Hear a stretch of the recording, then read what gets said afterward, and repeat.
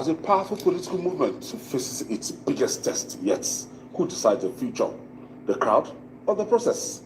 And can unity survive the pressure of personal politics? Today, the battle lines are being drawn, not between political parties just yet, but within a movement that helped reshape Nigeria's political conversation in 2023.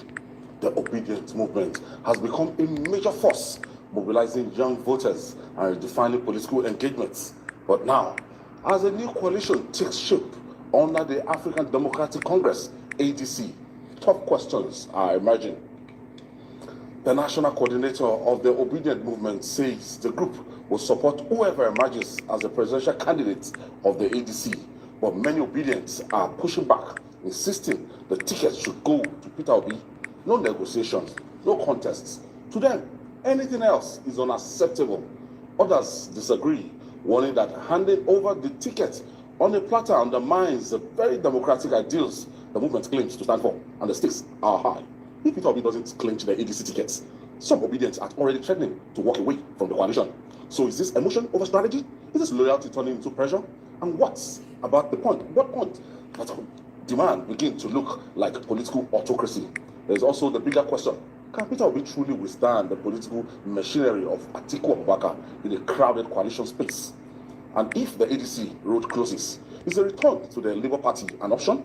Or is that bridge already burnt? To unpack all this, we are joined tonight by the national coordinator of the Obedient Movement, Dr. Yunusa Tanko. Thank you for coming in the studio. Thank you very much for having me. It's been a while. Thank you. Thank you. Now, after the 2023 election, after the litigation surrounding it got to the Supreme Court, so a lot of people saw the crisis that went on within the Labour Party, but there's still this movement that was able to say we are different from the Labour Party and stood alone, and it's like the face of Peter Obi. Tell us more about this Obedient movement. Okay, thank you very much. Let me quickly correct you on your intro. I think the intro that you referred to was an interview I granted to Channels Television. And then, of course, when I said my statement, it was very clear that we as a movement are totally, unequivocally supporting Mr. Peter Obi. And at the same time, as Democrat, because the question was trying to malign Peter Obi as a nomadic politician. So and I said that, look, we will fight and deal with the issue democratically. And that's where we stand. The Obedient Movement is fully for His Excellency, Mr. Peter Obi. Fully. And so any decision that he takes is what we will follow.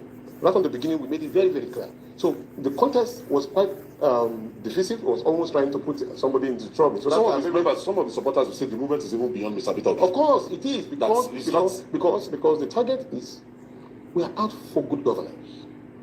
Nothing more, nothing less. You're talking about a movement that abhor or disdain with a lot of wrongdoing in the society. The Nigerian youths are looking very clearly at a roadmap that can give a credible person that will run for elections. And very clearly, they are against any form of transactional primaries that will bring in some of the things that they have been kicking against right from the beginning. So, because they are against corruption, they are against stealing, they are against any bad governance, and anything that will lead to that particular thing, the Obedient Movement is totally against it. A lot of people say you are raising this alarm because you know you don't stand any chance within the ADC. We are talking about transactional primaries, and they've not even laid the framework for primary. INEC has they've not even given officially published the 2027 roadmap to 2027 election. Now they've not even kicked anything off. We are talking about the primaries, and a lot of people say it's because you know that there's no how you can beat the behemoth called Atiku Abubakar within the ADC. So the question I would want you to reframe is this: what about if Peter will be winning the primary? A lot of people. Fine. What you will see, let me help you in answering. It will be described as an upset. Let me help you in answering. What you will see is credible and uproar. Even before the election takes place, you will see an uproar of the people. Is it doing? You will see within the party. Is it doing even within the party, you will see the uproar of the people. You will see the people nationally and internationally chanting the sound of Peter Obi.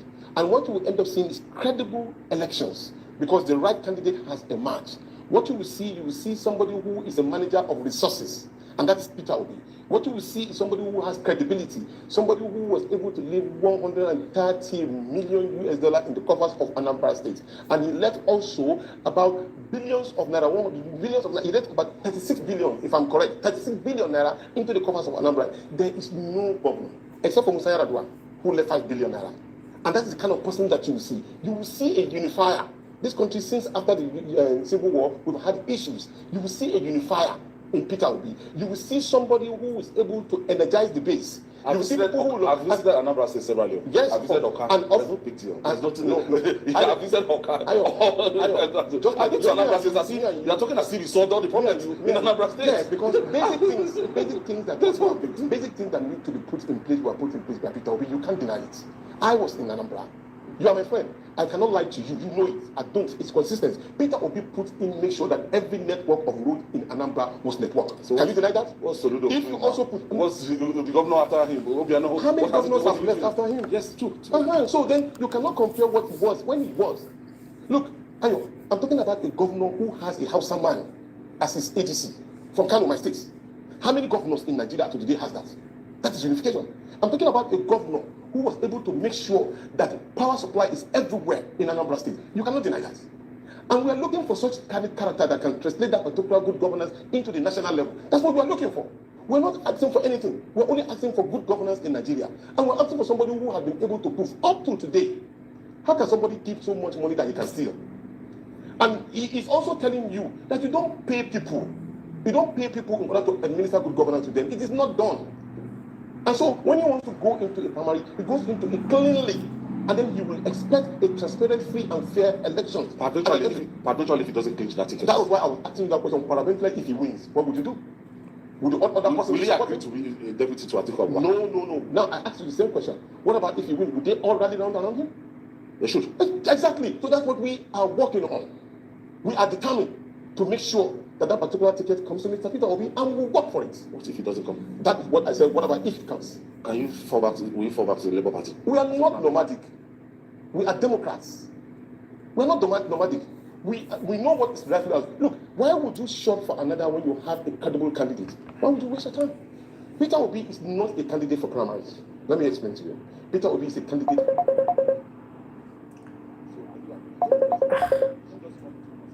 Oh my goodness. I'm on live, oh.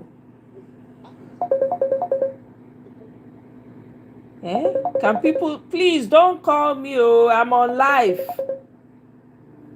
Oh my God, please guys, do not call me. I'm on live. Okay, I beg. If you want to talk on the show, I have a couple of videos to play, and then I'll call you. Let me just call him back and tell him I'm on live. I'm on my live show. If you want to contribute after my live show, if you have anything to add, you can then call in. I'm on my live show right now. Oh, okay. Sorry, let me Yeah. Sorry. No, that's fine. And not have presidency for 8-year petition. Now we are having, unconstitutionally though, now we are having a southern presidency. How credible would it look like when in the middle of that 4 years, you take away the southern presidency and take it to the north? It's unfair. In fact, we should be advocating for fairness for every zone. Peace, I beg, please tell me, so what color does Peter Obi deserve to be? If not a black man, please, what other color? Let us know. Welcome, by the way. To have that opportunity of leading this country. But it helped the unity. So, saying that I will just spend one time and hand over to Peter Obi said he's going to do 4 years in order to complete the 4 years tenure of the southern states. That's what he said. Will you not end up shifting the goalpost in the middle of the match? That is where credibility comes from. Peter Obi is a talk-and-do person. He talks and he does it. And I give you an example because I have tested him myself. The story was this. We had a mosque in Kano, Triumph Mosque. In Triumph Mosque, there were some issues that needed to be done. So Peter Obi made a promise during this Ramadan fast, and that gave me the opportunity to speak to our brothers and brothers.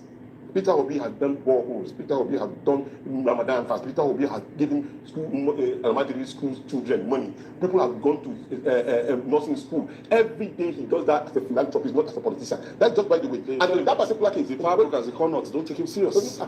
When that is reflected in the last results of the last election. No, that was the last election. And you know that even in the last election, we won it. Apart from the manipulation that took place. No, you can't substantiate No, that. we can. You can't. We can. You can't. You went as far as Supreme Court. You didn't win the election. You weren't even the round in that game. Do not let us be dilly-dally. No. We're talking about facts here, not Biafra talk. Biafra talk is different. The Supreme Court of Nigeria, he got to Supreme Court. The justice of this particular situation which we are trying to change. Leave that matter. Leave that matter. At the moment now, when So you look at you won that 2023 election. Oh sure. Even those who were against us before came out and confirmed it.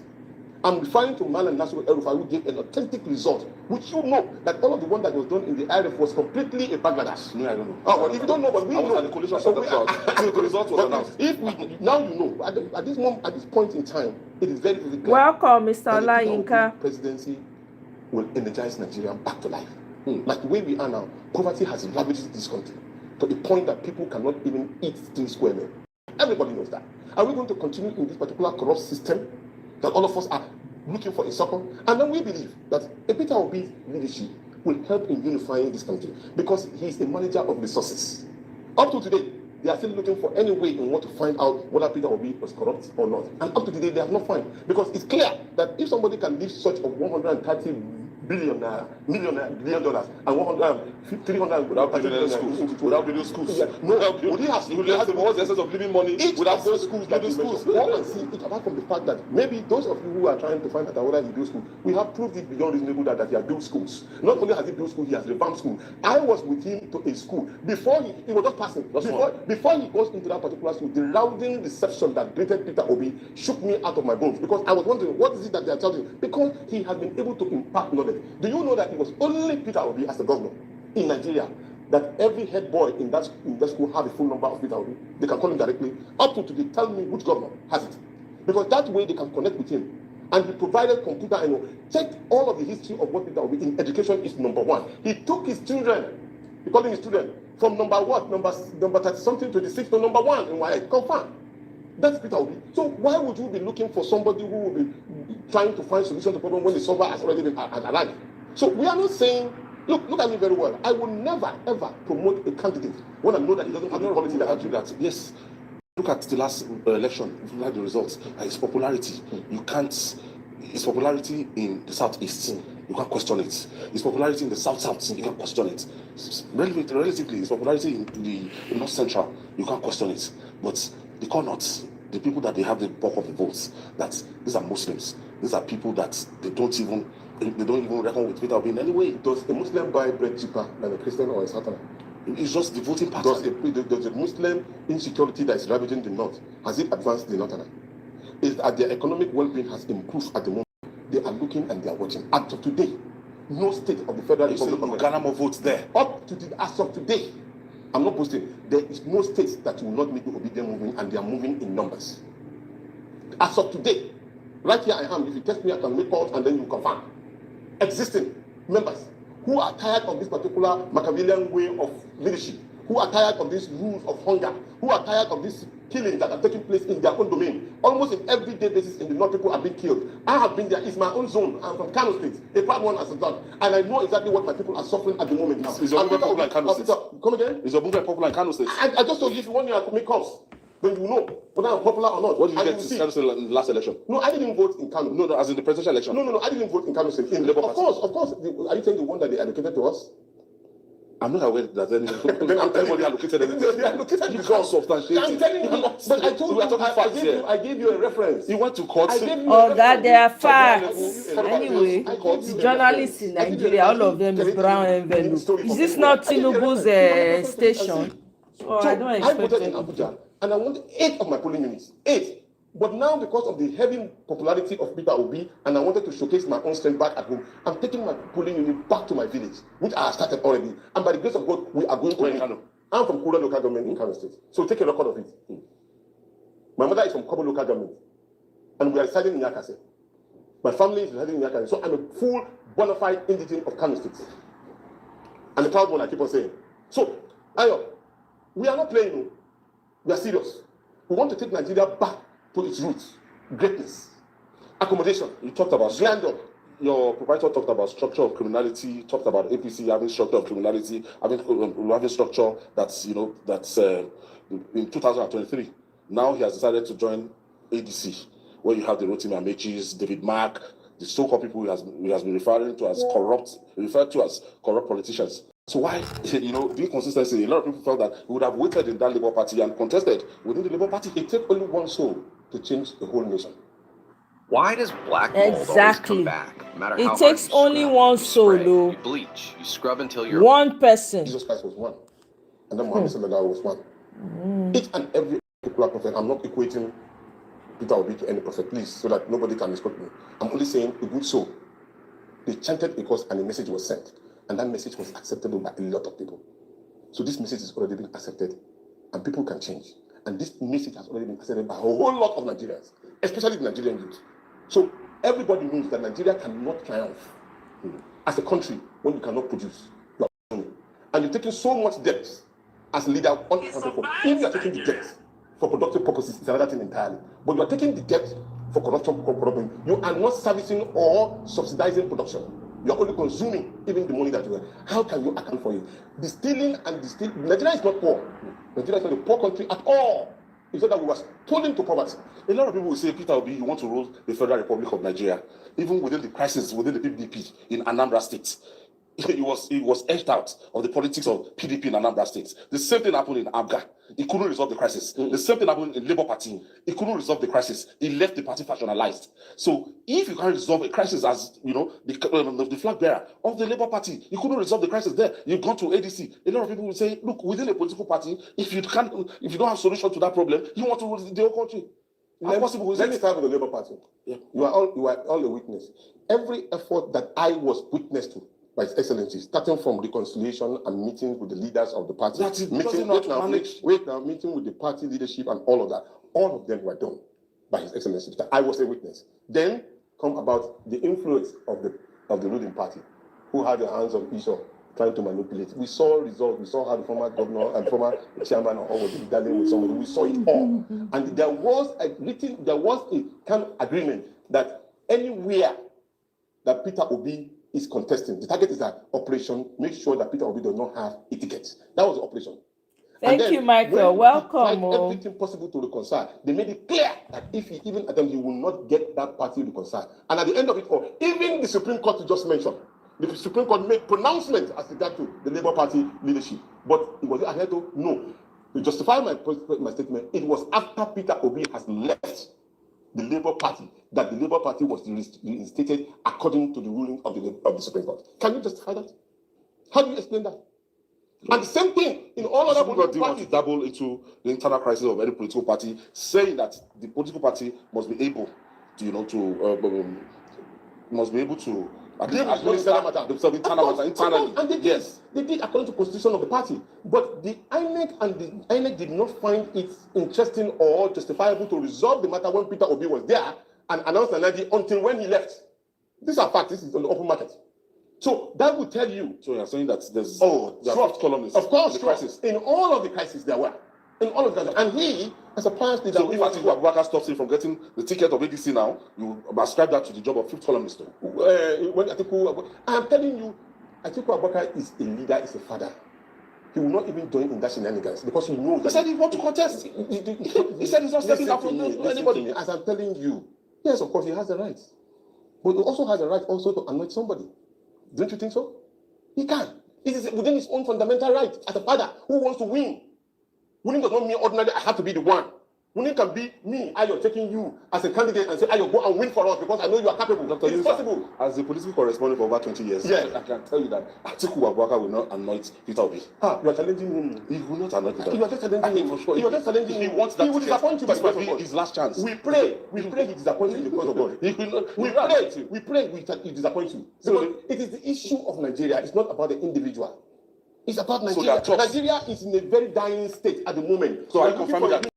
No, let them sit there with their fat stomachs and be speaking English. Every day, every second.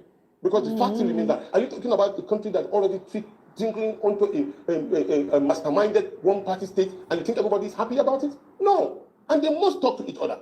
If they really want to get this Nigerian out of the wood, the Nigerian people, the poor people on the street are looking up to them. So ultimately, even though it becomes a private riot, how do you want to How do you want to wrestle power with the last time I checked APC with over 30 governors?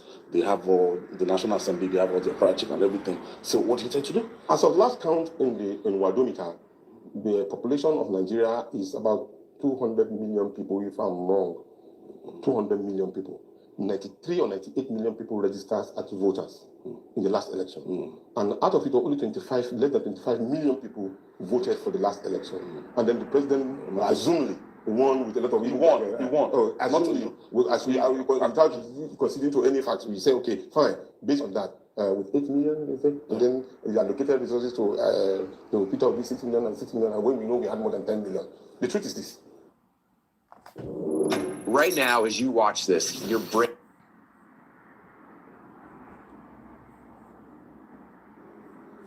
1/4 of the total population of registered voters did not even vote. At this point, with the Peter Obi candidature, I can tell you will have over 51%. I'm being modest. Turnout. Is that possible? Very possible. You will have more than 51% turnout of population coming out because he's an energizer. He excites people anywhere he goes. Even within an area where there are stones, Peter will be arrive and say, "I'm Peter Obi." Everybody turn to human being and then they carry all this. So that is how he is. He's being loved by a lot of people. It's a God's grace to be humble. It's God's grace. And that is a sign for anybody. So I am saying that we are asking every member, every obedience in this country and in diaspora, go out and register for the ADC as a party so that you can administer what you preach. It is only at that point you can be able to vote and be voted for. Internal primary and all of that can take place with you.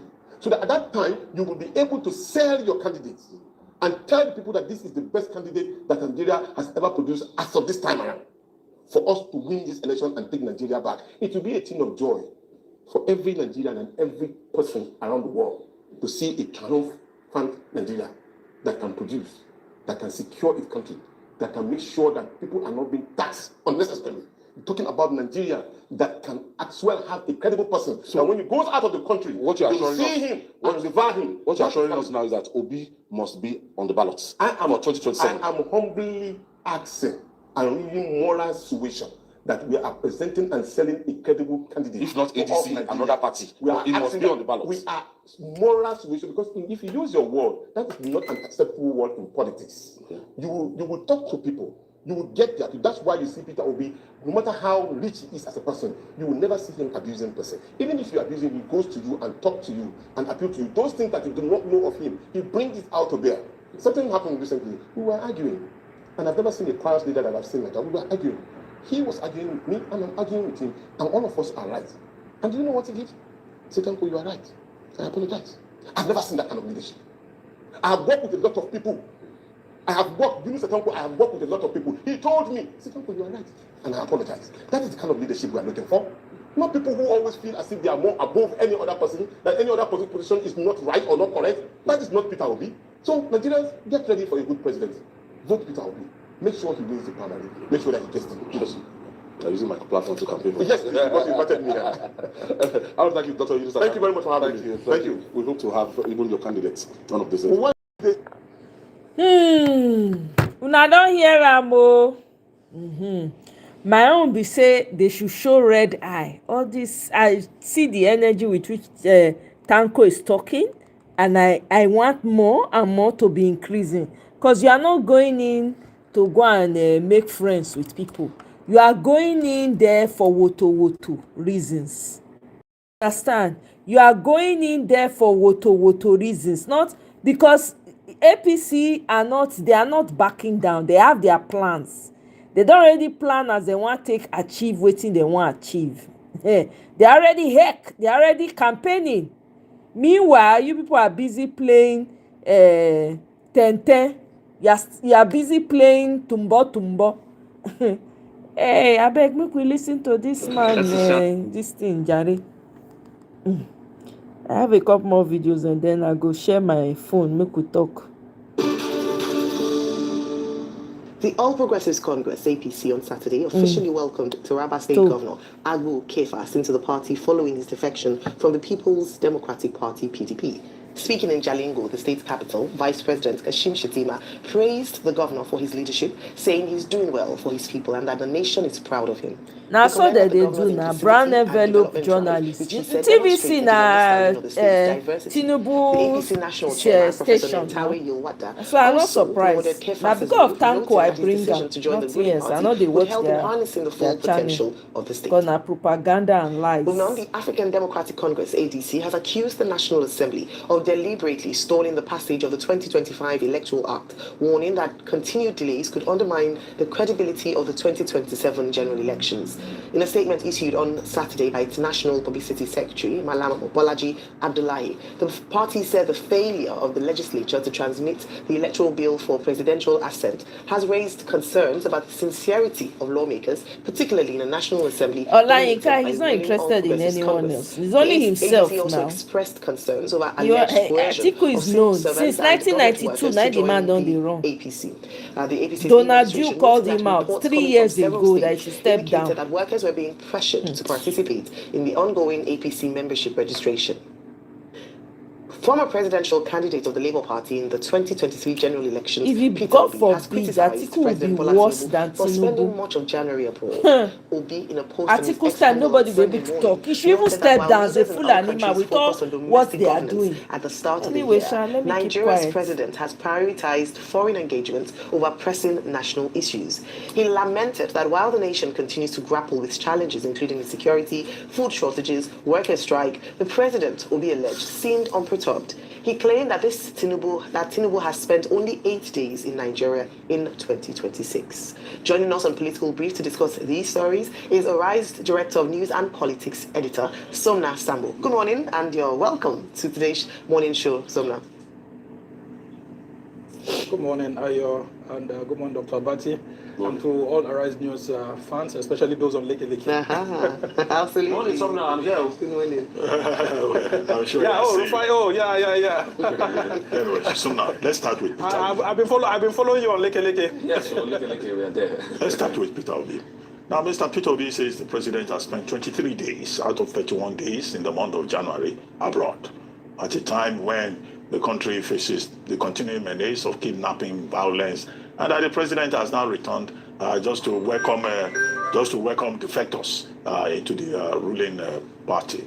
I'd like you to take that along with a comment by Femi Fani-Kayode. I'm telling you, Ambassador he dey pain Designate Atiku at page 15, by mistake. Hey pages 14 to God. 15 Wanna forget the Sunday edition Nigeria. of this day newspaper, where he was talking about the enemies within, and he devoted paragraphs to Peter Obi specifically as one of the enemies within, seeking to profit from criticism of President Bola Ahmed Tinubu. And then, of course, this whole thing about the National Assembly. Now, we had Mr. Femi Falana on this program yesterday, and he was saying that, look, the National Assembly is in people's time. Because this whole idea of amending the Electoral Act is something they could sort out in 1 week or a matter of days. Then you have the Senate setting up one committee after another, a plenary that failed, an executive session that yielded nothing, a 7-man ad hoc committee. Meanwhile, time is going. And the House of Reps, which had passed their own amendments earlier, are now saying they want to amend further. So, I mean, what do you think of all of this? And then, what was that first subject again? The first subject was, well, we had the Shettima, yes. Aha, Vice okay. President Kefas Bring in Governor Abu Kefas into the fold of the APC. So who is left? I think Governor Kefas will be about number 30 or number 31. So who is left? And, you know, this whole argument that you can have all the governors, as one aggrieved fellow said, do not win elections. So who is going to win the elections in 2027 in terms of the actual votes? Let me ask you a quick question. What if you can start and grow your own profitable business? All right. I mean, I would want to start with the comment by Peter Obi, and I want the federal government, Mr. President, the presidency, to take a careful look at this criticism. This was done in good faith. This is not something that was done out of bitterness. Mr. President has actually spent more time out of the country this year. I mean, like he said, Peter Obi said, every president's priority in the early part of the year would be to attend to domestic issues. So why is our own president attending to issues abroad more than at home? and then he goes, and then he disappears for some days. Nigerians are actually not told where he is, and suddenly he just comes back to the country. This is a time for reflection. I mean, the presidency should actually take this criticism in good faith, because I know that when President Tinubu, then as an opposition leader, was hitting the PDP and all of that, he was merciless, and his accomplices like Lajilai would have actually grounded this government by now if they were in the opposition. During that time, Nigerians actually listened to them, and because of that, Nigeria handed the country to them in 2015. And so, if this criticism is coming from Peter Obi, he should take a listen and then see how they can adjust. Yeah, I mean, anyone can fall ill, can have challenges, and then you will see that once the president goes, they actually curate it in such a way that before the 20th or 21st day, he's already back. And why hasn't the president transmitted power officially to Vice President Kashim Shettima, like, then President Buhari did to Vice President Oshibajo? I mean, yeah, you could actually do that and then go ahead to do other things. But I think the presidency has also replied, Peter Obi subtly. And what they are saying is that, the president's trips has brought a whole lot of investment, pointing to the $20 billion US investment by Shell into Nigeria's deep offshore, investments that are coming in. And then there's another $1.5 billion US by ExxonMobil. And I would have seen that the Economist was writing some things about the government, saying that the government has helped to reduce inflation from about 34% to about 15%. So at the economic front, it looks good. But take a look at some of the, agreements that were signed in Turkey, Ankara. I mean, there's no difference between that one and what Buhari has signed when, Erdogan actually visited Abuja during the second term of President Buhari. So what happened to the past agreements, and why did we need to sign fresh ones? I mean, these are the questions that anyone would answer. And I think Peter Obi is playing his role as an opposition leader here. So let the presidency take that into cognizance in good faith. And then let's talk about Vice President Kashim Shettima. I mean, he will be the happiest person at the moment right now, because the president and his handlers seem to be giving signals that, look, they may want to pull him off that seat, but then his region is actually delivering. So out of 6 states in the Northeast, 4 of the states are in APC now. And so I understand the call by Kashim Shettima on the governors of Bauchi and, of course, the governor of Adamawa to join the APC. But even the APC, may I check him? I beg you stop. Like I keep saying, go back to what happened to MPN in the Second Republic. MPN, there's someone called Jeshurun in the Bible. I mean, for those of us who have the Christian faith, they say Jeshurun grew fat and kicked. That is exactly what the APC is doing, if it's not careful. Take a look. MPN had almost all the parties coaxing everybody to get into it, and MPN became too big, thinking that it can never fail, and then that's how that republic collapsed, because of his huge appetite to want to have every segment of the country in the political party. If that happens, then we are not running a multi-party democracy. It is not good for the APC to have all the state governors in the party. So while it works, and I think for the Northeast region, this is an opportunity for them to rally around their own vice president, the person who has been given to Tinubu, so that Tinubu will be comfortable not to change him. But nonetheless, it's risky for all the state governors to be in APC. And all these ones that they keep saying that they are going to the center to receive more support from the federal government, that's an indictment of the APC-led federal government. Because it means that unless you are in the governing party, you cannot enjoy the constitutional dividends are given to you. More. You can't get more projects and all of that. And I think that's not the spirit and the intent and the letters of the Constitution and the thinking of our founding fathers. Now, let's take a look at what you have said about Femi Fani-Kayode. I mean, a whole lot of Nigerians wouldn't take Femi Fani-Kayode serious because he's not in the right position to criticize Peter Obi because he lacks the credibility. Yes. This is the same APC that Fani-Kayode had kicked against under Buhari, saying that the APC was promoting a Fulani hegemony. And with several people also calling APC a party of Janjaweed. Don't forget Olisametu of then PDP called the APC a party of Janjaweed militias, just like it was that referring to that militia group in Sudan. But where's Olisametu today? He's in the same APC. Where's Femi Fani-Kayode today? He's in the same APC. What does that tell you about Nigerian elite? That their criticism should not be taken seriously at times by Nigerian citizens. Now, if he wasn't given a position and he had not been coddled by the Tinubu presidency, would he have been saying this? Because I'm very sure pretty soon he would have been saying that the Fulani people, in quote, have hijacked the Tinubu government and all of that.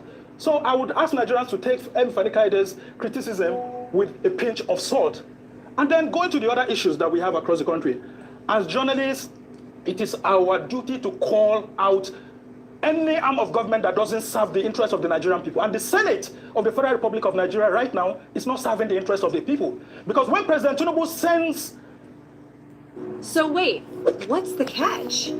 That's what most people ask when they hear about SMUD's brand new bills to them, executive memos and all of that. They do that in one day. How come the Electoral Act that we have guarantee a free, fair and credible election is not being given much attention to? So apart from the ADC saying this, we as journalists, we need to call the APC to order. Because we know that when this party was in opposition, they kicked against everything. They abused everyone. They ensured that the institutions of state were put under pressure to be able to deliver the sort of elections that eventually brought it to power. So why is the APC not taking the issues of for example, the electronic transmission of election results seriously? Because that's what Nigerians are asking for. And in conclusion, the APC, through the National Assembly, both the Senate and the House of Reps should know that the legitimacy they derive is from the Nigerian people. And once they lose that legitimacy, there's no how to walk freely on the streets of Nigeria. So if Nigerians are yearning for free, fair, and credible election, this is where it starts from. Because INEC cannot roll out the election timetable now because they are waiting for the National Assembly. Speak! INEC is not able to roll out the election guidelines for 2027 because they are waiting. INEC is unable to function very well because they are waiting for the election budget, the approval. The 2026 appropriation bill is still before it. And that has not happened. So a lot of people will say, while the APC has made some gains in the economy like it's making us to believe, it has made some gains in stabilizing the country in some aspects, but nonetheless, the APC should be very careful so that it doesn't behave like Jeshurun, which I had made reference to, grow fat and then kick. Because if that happens, it will also be kicked by the Nigerian people. All right. Thank you so much, Somna. I don't know if I can't call you pastor because we already have a resident pastor on the morning. I'm telling you, man. Oh.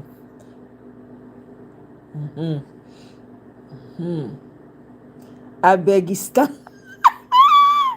Oh my God! Bless, I go use this one as my next cover. Hey, I beg you stand, make I save am. Beggy, but where is the lie though? Michael, where is the lie? Where is the lie? I beg you stand. No be Abegistan una true day. Oh my goodness. Oh my God. I want to play you. Mr. Olayinka. God. Okay, let me just let him speak. Mr. Olayinka. Yes. I've not played video finish, but go ahead. You want to say something? Okay. Yeah, I want to say something. Okay, go ahead, sir. If it's up to me, I want Peter Obi and all Peter Obi supporters to do everything possible to persuade Atiku to willingly by himself to step down. For just Peter Obi to do 4 years, we will hand over to him, if possible. You see, the idea of Atiku going to another party or having disagreement with Peter Obi, everybody knows Peter Obi is the fear of APC. It's who APC fear. But if Peter Obi contests in ADC and, for instance, Atiku goes to another party, we are going back to 2023 election. Because both of them will split the election and Tinubu will get time to rig. Excuse me. Tinubu, look, it happens in 1993. Let me take you back a little bit. I want our viewers, your viewers, to listen to this experience. I was in Lagos. I was Sarumi people. I'm in this group. It's like a caucus something. Agbala Jobi was in the other caucus. Just situation like this. Okay, when we went to primary, the primary was inconclusive.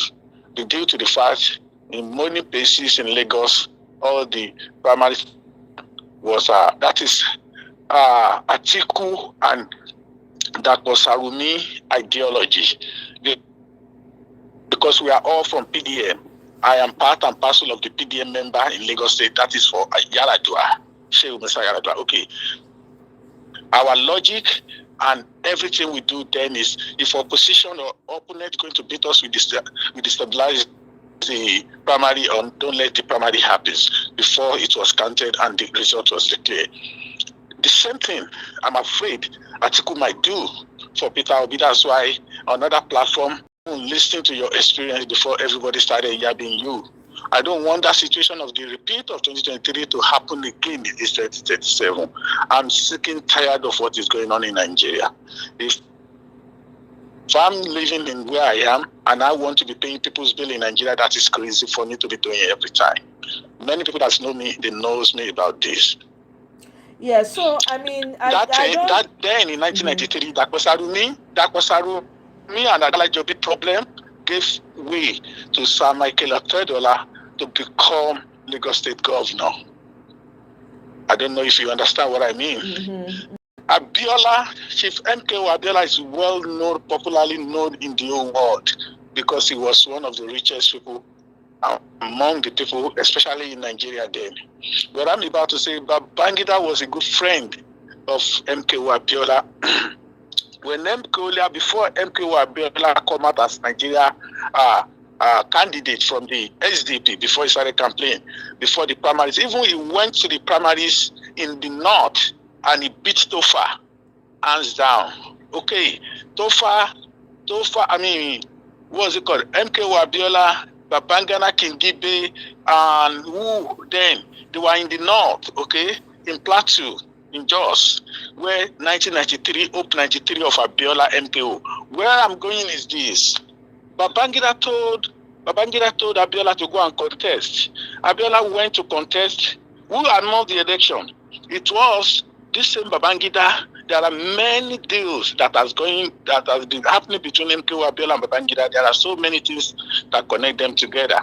What I'm saying is, at the end of the day, what happens to MKO Abiola? Where is him today? He was jailed. Because he wants to claim his right and his mandate. What happened to him? Abacha arrested him. Even Babangida blamed Abacha not to have arrested him because he's been doing it before Babangida left office.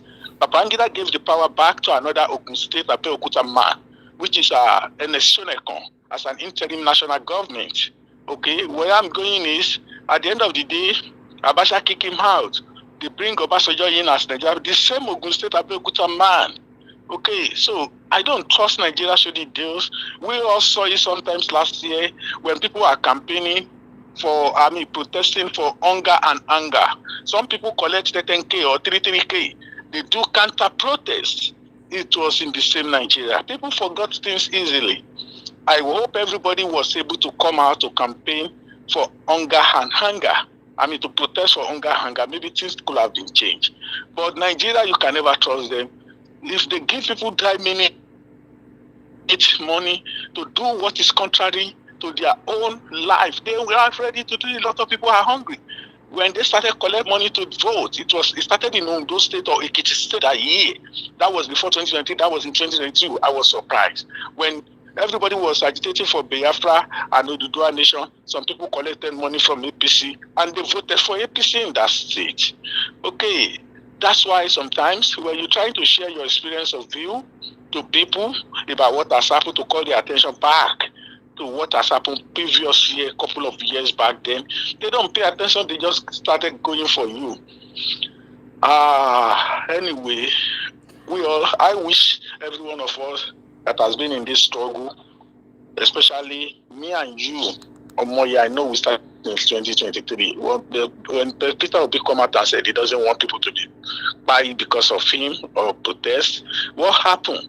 Are you saying the judiciary in the court of law in Nigeria, they don't say all the malpractices that happen? That alone, in every well-learning and in the internet. Even I remember the European Union that are observers, they come out and say there are so many glitches and many malpractices, so many places. Does that 2023 election supposed to stand? Okay, a day later, after that 23, when they announced the result, it was U.S. President, Department of State, America here, that first of all congratulated Bola Ahmed Tinubu. So when people talking, I just want us to be careful with what we say, and I want everybody We don't. That's why I said talk is cheap. We just don't talk.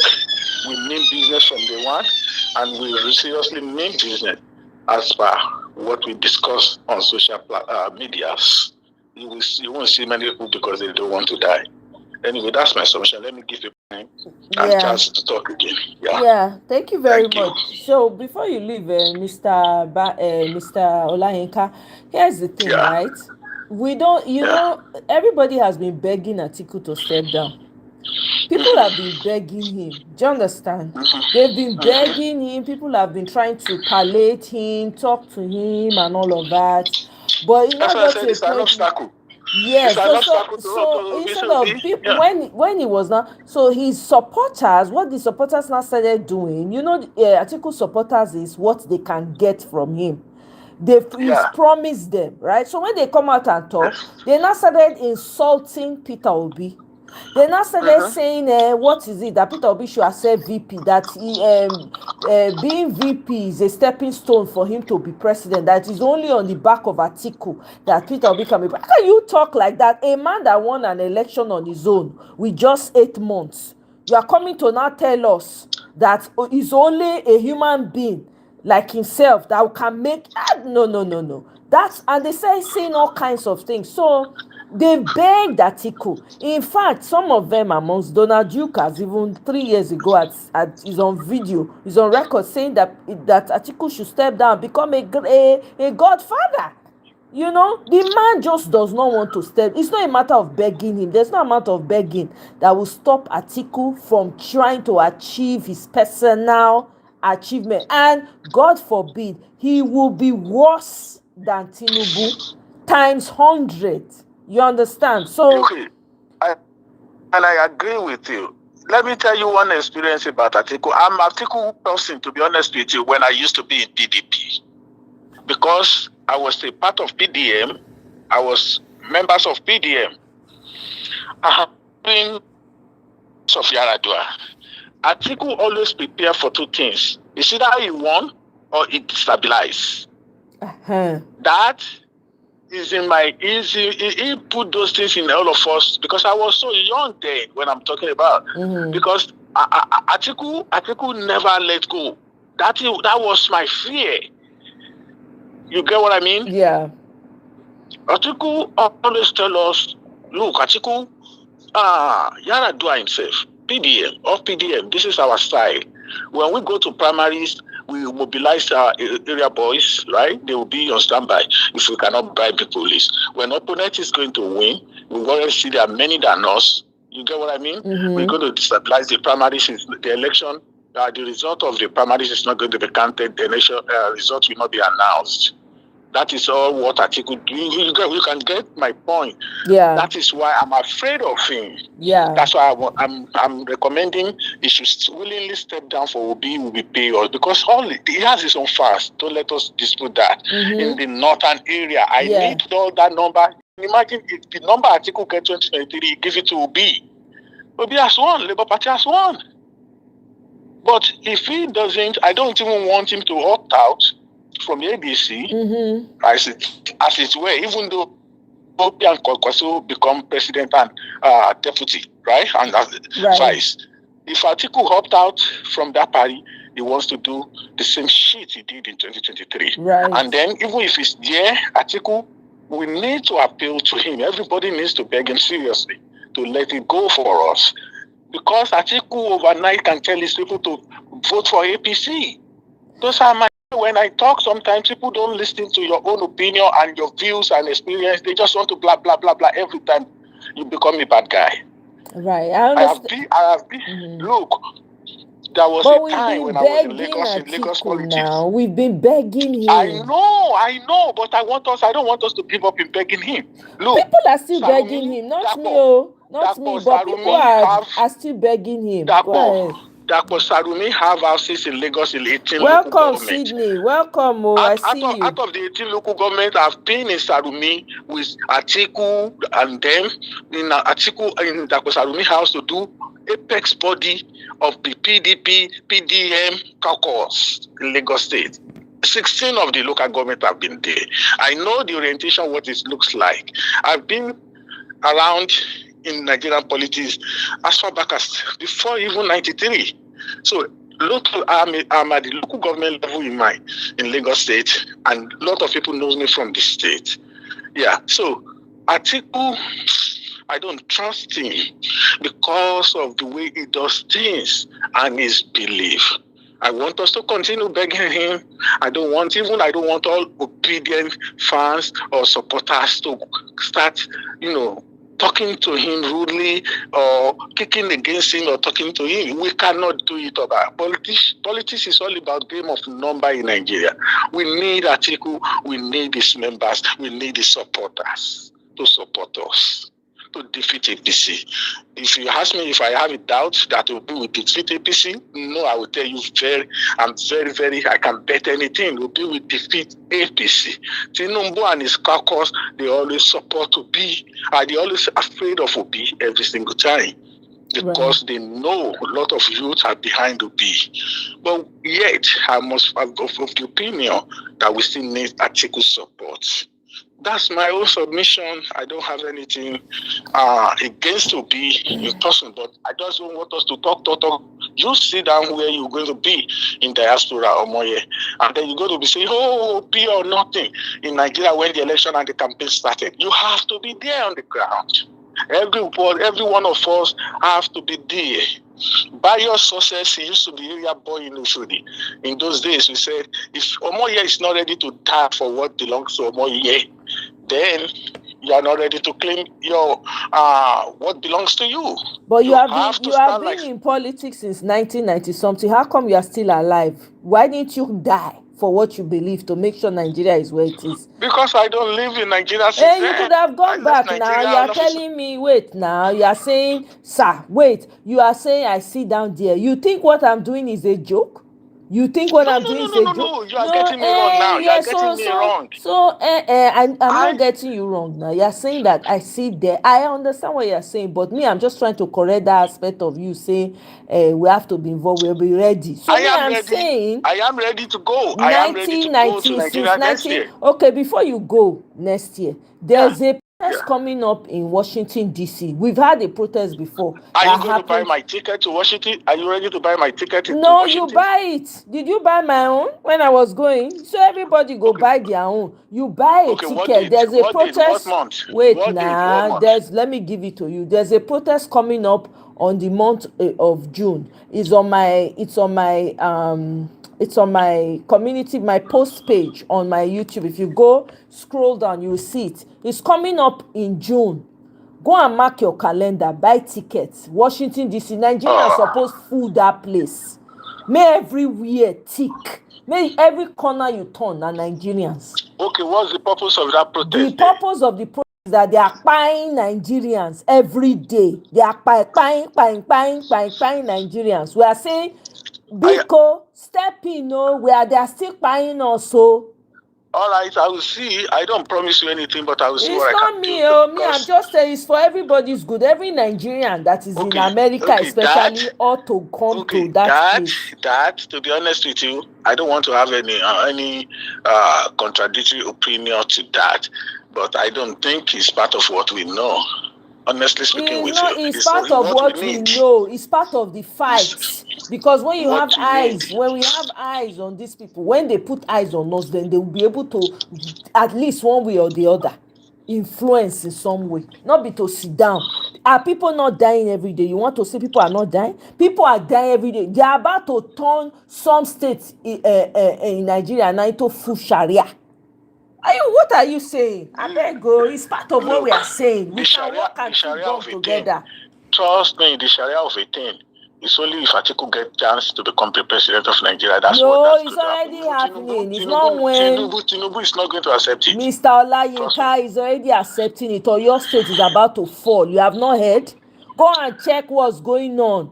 It is already happening. Inside, in presence of Tinubu, they are even the ones controlling. Is it not Gumi that say go to the only stupid thing I saw him do recently was what's this my name? This Gumi was recommending to him to go to Turkey, and he went to Turkey. Did you not go? I was so baffled when I heard the news. They are telling him what to do. This is crazy. I Kwara don't blame State him has because fallen. it's Bala Blue anyway. It's Bala Blue, so he doesn't really know what he's doing. He knows what he's all doing. his No, secret. he knows. I told people in 2022, 2021, before the election, when I was in Nigeria, even 2020, I started campaigning against him due to the fact he kills a lot of people at the Lekki toll gate. Just because they are protesting, they don't let his money come in. Okay, I told all of my people since then I've been campaigning against him. And that's part of the reason I don't like him at all for anything, because of the way he handles things.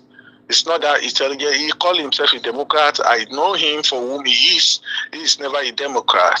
So many times in your local areas where you know people knows you, you know the best candidate, overnight is going to change it to somebody nobody else know in that community. If from the councillor to the chairman, that's what he does. So, I mean, campaigning at Washington, protesting at Washington is not going to make any difference. They did it during the is going Buhari. to make a difference. It's part of it. The campaign, the protest that happened, was it not December 1st? It had a huge impact. So please, let's not. This is part of our problem. You are saying let nobody sit on their ass. Look at you now. Look at how much grammar speaking. My own thing. Any protest we're going to do, I prefer you doing it in Nigeria. It's better for you to do it here. Start first warm yourself up by coming to Washington. Bring all your friends along. You people should show up in Washington. I'm not going to promise you, but I will tell you I will be there. It's not me you will promise, it's yourself, Mr. Olayinka. It's yourself. You are doing it for yourself. Because you know World Cup is coming. World Cup is coming. Forget World Cup. Your people are dying every day. What do they say World Cup do? Now, what they alive, they watch World Cup. At the same time, I'm a soccer fan. You are a soccer fan. You go hold the soccer. Yeah. You see that, see your people. You they say soccer. I beg, Mr. Olayinka. How about, okay, let me ask you this question. How about all states come out, the kind of campaign they do and protest they do during the hunger? Then, how many of them have been successful? How many of them have food to eat? Do you know that 50 million people are going to be added to the poverty people in Nigeria already? We already have 50 million people. And me and you will continue paying people's bills. So you have to show up. You have to at least make your voice heard there, as well as you are planning to go to Nigeria. You prepare again, go to Nigeria. That's how people fight. Yeah, I beg. That's how you fight. Okay. You understand? We are in it together. We're exactly as Nigerians, especially in diaspora, because in diaspora we have the voice. We can say whatever we want to say. No, you don't have concern that they're going to pick you up at night or pick you up during the day or pick you up when you're working. Anybody that is speaking now with such boldness, they pick them up. All the protests that have tried to happen, look at the houses they were demolishing in that small island place in Lagos. The people came out to protest. What did they do? They released all manner of DSS and military and police on them. Look at how people have been rendered homeless. Wait a minute. Is Michael not on this show tonight? He's on the show. Are you not been chatting with him? How come he never tackle me? How come he never send any message to me? I even send him in the booking form, but he never responded. He responded to you now. You are not looking at your. Is it Michael? Yeah, okay. Michael is here and I can hear you. He can hear you. So tell him, say, Michael, why are you not responding? Go and drag him in the comment section. I'm away from the phone I'm using to watch something. Where is the phone? Yeah, I'm away from it. I'm just talking from my phone here. In my base phone, yeah. So that's the thing. We need to know what we are doing. Yeah, thank you very much. I appreciate it. You're welcome. You're welcome. Right, then. Okay, bye. I beg. Tinubu that knows what he's doing. Person when he carry a coat of my arms, go this thing, go the fall up and down. I beg, make we when we see with the fight when we get not be small. You say make we dey beg. We don dey beg Atiku since. The more we beg and the more they carry shoulder up. So they post picture of Peter Obi bowing down to him. The insult in that. Why are you being so low? Why are you being so? I mean, me, I've been very careful in talking about him here. I've been very, very careful. I'll be like, okay, I don't want to talk about Atiku, because we are in a big coalition. I'm trying to, but what his supporters are doing, it's like double standard. And then now we now hear, that the ADC website has gone down. For what? Why is it going down? 3 times, different times, people are trying to register. That's when it's convenient for they say the website is going down. Come on. There's only so much begging. I mean, there are people who are still begging him. I mean, hey, Tanko just said it. They're still in conversation. Let them be conversating and begging. Let them be doing the begging. I don't know why we have to beg him so much anyway. Anybody that sees what's happening in Nigeria as a great grandfather is supposed to say, no, this thing, the way it is going, I really feel for my children. Let me put my weight behind this person. No baton. I beg. Anyway, yeah, there was a guy that called into a Precious show, and I want us to listen to what he had to say. It was very insightful. So Mona, wait, make I take him back.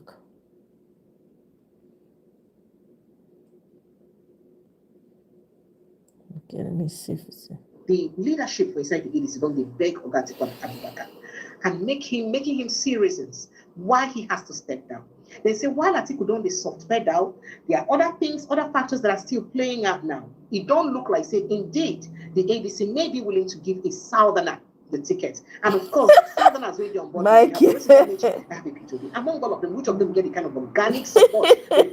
Ola, he can't follow you fight. However, he made a lot of sense. Absolutely, I agree with him to a large extent. We believe say it's true. 2027, 2031, feel they late for him, too late for him. If he be say he give Obi the opportunity to go ahead now. That when it gets to 2030, 2037, 2031, it may be too late for him. So in people them never still great like that. And people they also this is not gossip, please don't quote me. We hear saying that gossip. And people are saying that again, Ogatikwa people can never commit to putting the agreement or what they don't talk about for writing. So it never put up for writing. So we hope say in the next coming, but they say they are still continuing with talks and all that. In the next coming days, perhaps there will indeed be, a pact, something where it be an agreement so it will go well with everybody. And maybe, who knows, they will eventually make up their mind on who will it be say then they bring come inside power. So this, now one of the things we say people don't talk about. And people they talk say, well, if this works, then that means is a go. And people don't look and say, if you look at the way things happen for inside the election, get as they will take them. They need somebody that has that organic love and organic support. Nigerians, phone lines is open. Phone lines are open. Let's quickly begin to take your thoughts and reactions and all the conversations we've raised tonight. 0817-029-4077. That's the number to call. 0817-029-4077. That is the number to call. Please call in and air your thoughts and reactions to the conversation. So make a quickly give on at this one. According to the cable, they say on the outskirts of Gogolada, Abuja, within the vicinity of the National Agricultural Seeds Council (NASC), rows of red and black machines sit in silence. Tractors, bulldozers, and mobile workshops lined up neatly are gathering dust. They are fully mechanized farm equipment shipped more than 7,800 kilometers from Belarus. Remember Alex, our friend from Belarus, the agricultural to Nigeria, intended to transform smallholder farming, reduce back-breaking labor, and boost agricultural yields. Yet, we never see any move to share them. Now, remember, in June 2025, these machines were unveiled to national, to the National Farm Fair. President Bola Tinubu launched the renewed Hope Agricultural Mechanism Program, and also known as the Belarus Project, promising a turning point for the Nigeria's food system. In the implementation in collaboration with, AXFRAD, DMCC, and supported by the Republic of Belarus. The program was framed as a bold intervention to modernize agriculture and attract young Nigerians back to cultivating land. Now, the report say, even after all of this, for all this while, these things they still lie in drains. Now, they never give up. The reason why they never share tractors, we do not know. But the tractors are yet to be shared, the farming equipment are yet to be shared, and people are complaining that why? Why? Did I tell you what Oga Lai Mohammed said? Lai Mohammed said that even if President Bola Ahmed Tinubu was the president, even if P2B had scored 10 million votes, he wouldn't have won the election. Did you guys hear that? That's what Lai Mohammed said. He said even in retirement, the man still did lie. This is because he still could not get 1/4 of the votes cast in 25 states. Can you imagine? How about President Tinubu who could not get well, suddenly they don't fit define and it is even because of that he could not provide at about 40,000 polling units, the ex-minister said. So no matter what happened, he could not win the election. That's not what Oga Lai Mohammed talk. People talk say it's one way they talk now. He hold water at all. He hold water. If you get water, why if he say the APC they so frightened that they need to agree any meeting for any political party hold in peace without infiltration. I mean, a typical example now, what happened to the ADC when they said they flagged their Limoshaw, event last week. When they flagged the Limoshaw event, when it be say thugs go there, go raid the place, scatter the place and all that. When make people like Henry Shield, they come out now, they talk saying, we're never ready for inside this country. If we're never ready to hold people accountable for such crimes, then that means we are not ready to do the right thing. So if we really don't ready, we go begin. How many people they don't arrest since they go scatter that place? These people scattered things and said, we don't want anybody here. APC and Labour Party and ADC are not allowed in Lagos. We don't want people in Lagos. And we have a democracy. And nobody has been held responsible. No arrest has been made. Nobody, don't talk to anybody. Make I open my phone lines. Good evening and welcome. Thank you for joining us. Good evening, thank you. Welcome. This is Marvelous. You're correct. You're welcome. Correct. Marvelous from Canada. Go ahead, please, brother. Yeah, how are you today? I'm good. How about you? I'm good. Go ahead. I called in because of the you just played regarding the so-called whatever. I don't know what planet that guy came from. Which of the guys? You said your task, whoever, because I don't want to mention his name, because you said your taskmasters or director. Very demonic, Sydney. I'm telling you. This is why all this petty, soft move. It's not working, no. So you can be ready to go rogue with these people. You look at them, the people who are so-called leaders speak. Say, may they come the extort Nigerians. What? I said, when you listen to these people talk, it provokes you. As in, you get upset. These people provoke. As in, yesterday, I don't know. They see the Nigerians. That's why I keep saying that Nigerians need to stand up and start demanding for what belongs to you. This is an instruction. Okay, now you want to. First of all, there's the discrepancies within the gazetted copies and everything. You can. No, he said that he repeated that. You heard him now. He talked so. It's out there in the public, black and white. Everybody can see it. Even the House who said they were the one that debated the laws, that did whatever. They are already fighting the laws themselves. This is not even the public. The House, the National Assembly, the people that said they are the one who debates the laws, who pass the law. Then they said for the one calling out the errors that was on it. So you are more like you just. I don't know. These people forget that they are made to serve the people, not the other way around. They are servants to the people. The people are not servants to them. Huh? In short, it's annoying. It's annoying. As in, even see him speak, as in deceiving the people, even the people that are even there, the people you are even talking to, they cannot question you. They cannot tell you to stop this rubbish. But these people, no, they've taken Nigerians for granted for too long. They've taken these people for You look again now. First of all, the tax you're talking, you're collecting tax for the people. There is no proper healthcare in the country. No electricity. No good road. Okay, now again, let me ask you a question now. I think I was even watching on the news. They said there was something, a snake bite to somebody or whatever. They took the person to the hospital. The antivenom that is meant to save that person's life. Because the two hospitals they took that person to, they don't even have it. But that's not the true account of that conversation. The hospital don't come and say they give antivenom. The difference now, say some other people they talk say, I mean, have family members they talk say they were with her on the phone and that they didn't notice that antivenom was given. Rather, they noticed she was giving a drip instantly, and then untie the tourniquet where she tied for her hand for the place where the thing bite her. So perhaps untying it before the antivenom and all that would don't help the venom penetrate. I don't know what happened. But the FMC, they talk, say they try their best, but that they never said they didn't have antivenom. We all know also in that country that these people are full of lies, stories. The truth, they don't tell you the truth. When things go bad, you see them start putting out damage control, start putting out this was like this, this was like this, this was like this.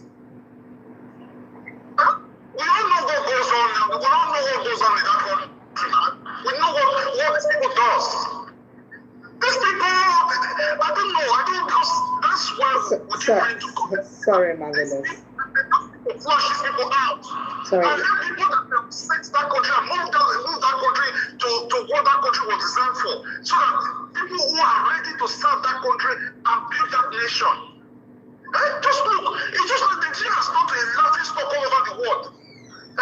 These things also affect people, the people in diaspora, and the things what happens in Nigeria. Okay, you will say something now. Even over South Africa here, even the High Commission, they could not even pay their bills. They could not pay the bill. They have to go disconnect them first before they can pay. Because all the money they collect, what are they doing? Okay, even some of the high commissions in Europe, in Canada, in America, you will see them. You already processed your application. You submitted everything to renew a passport. You submitted everything online already. You do everything. But when you get to the embassy, they will tell you, come and give us postal order. Postal order.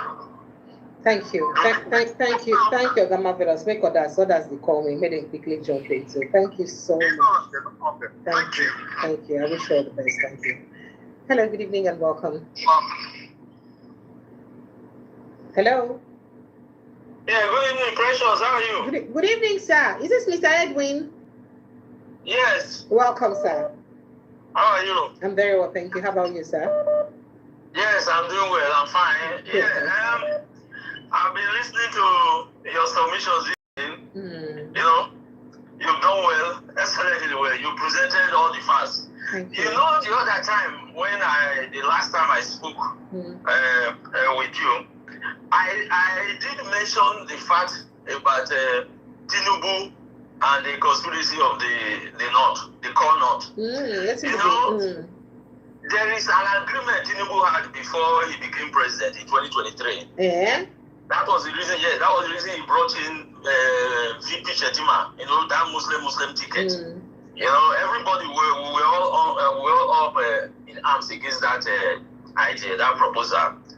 People like El-Rufai, the main of that idea in APC there is the person in AGC now. He's one of the ROS there now. Now, how will he feel if one of us from the start says we are going to present a Christian ticket? They say it no go happen, no. They say it no feel work. Because the prominent Northerners will never Exactly, Michael. Yep, so, that's right. Tinubu is to anyway. Let me not just give him that advice. He won't dare it. If Tinubu presents a Christian candidate from the North, because it is already weaponizing religious ticket, religious something. It's already been taken in as an advantage.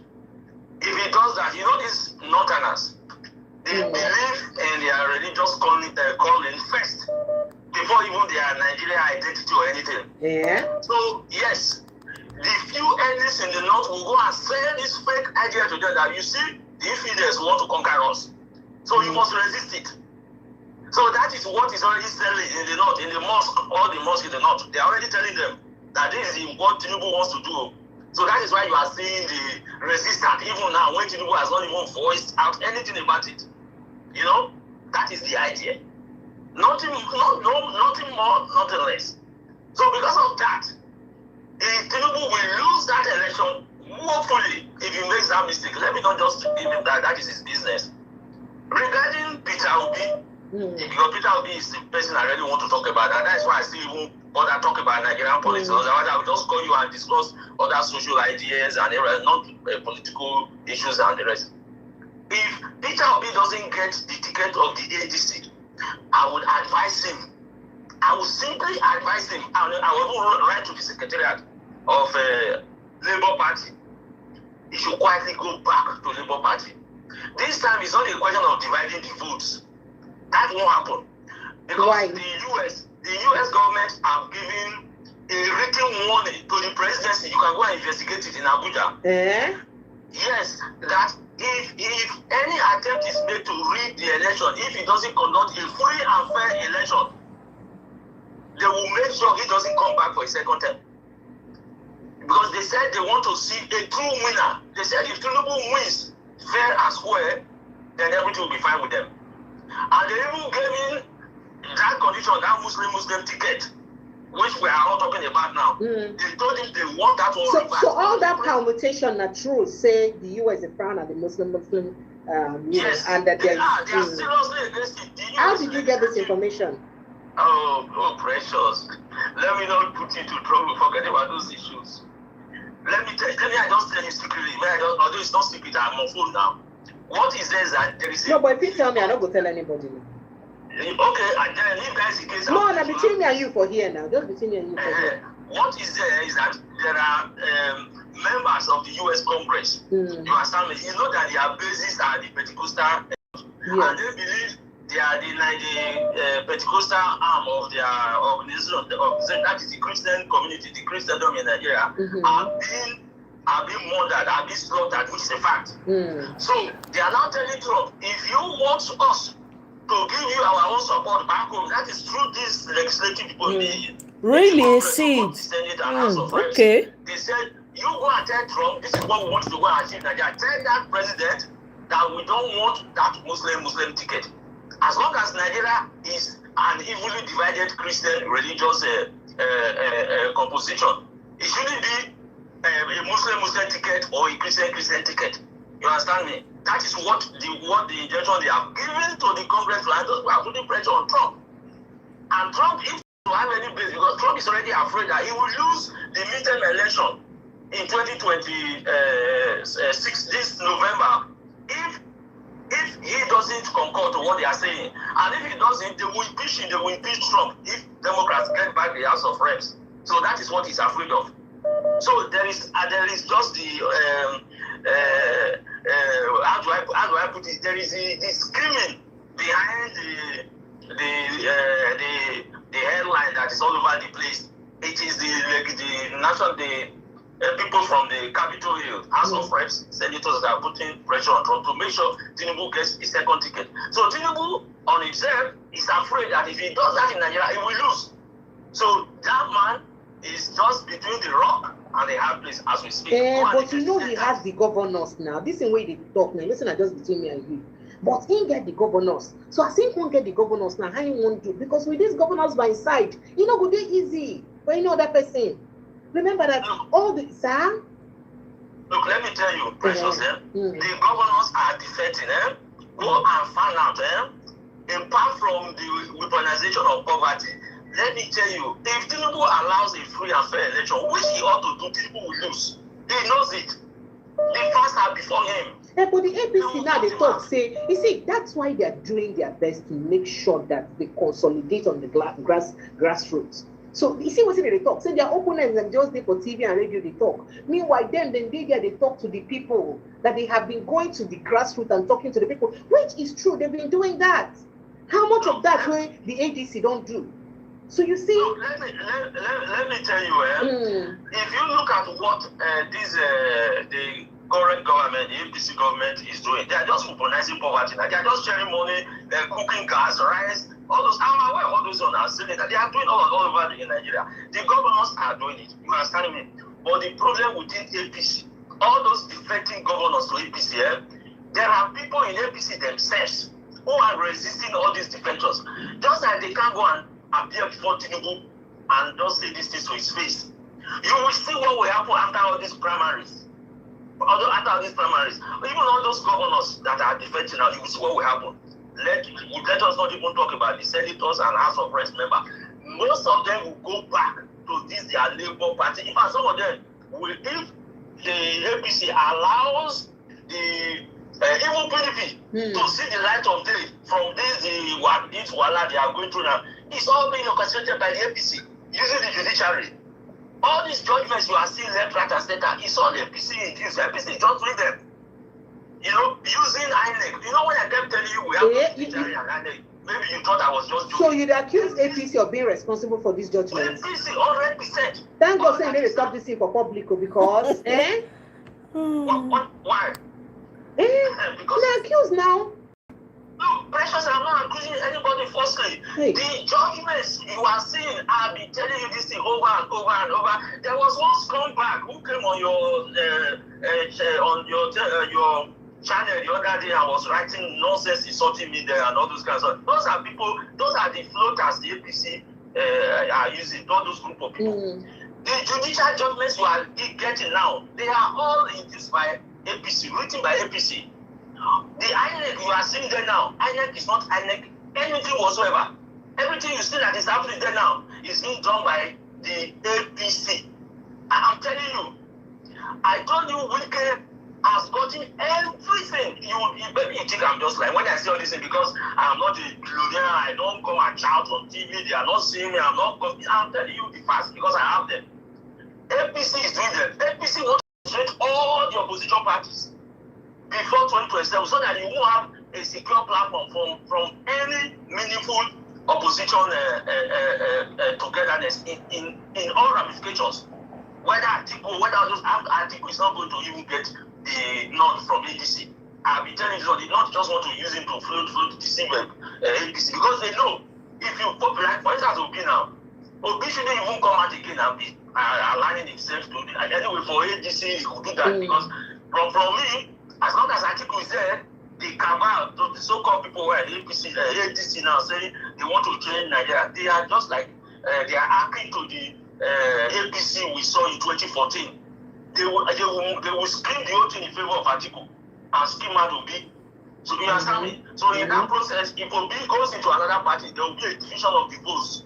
And then Tinubu will just have an easy ride. That is why I'm telling him he shouldn't just go. Let him just wait. If the current pressure from the US government, if it persists, Tinubu will succumb and it will allow a free and fair election. If it does, Tinubu will be beaten by Peter Obi.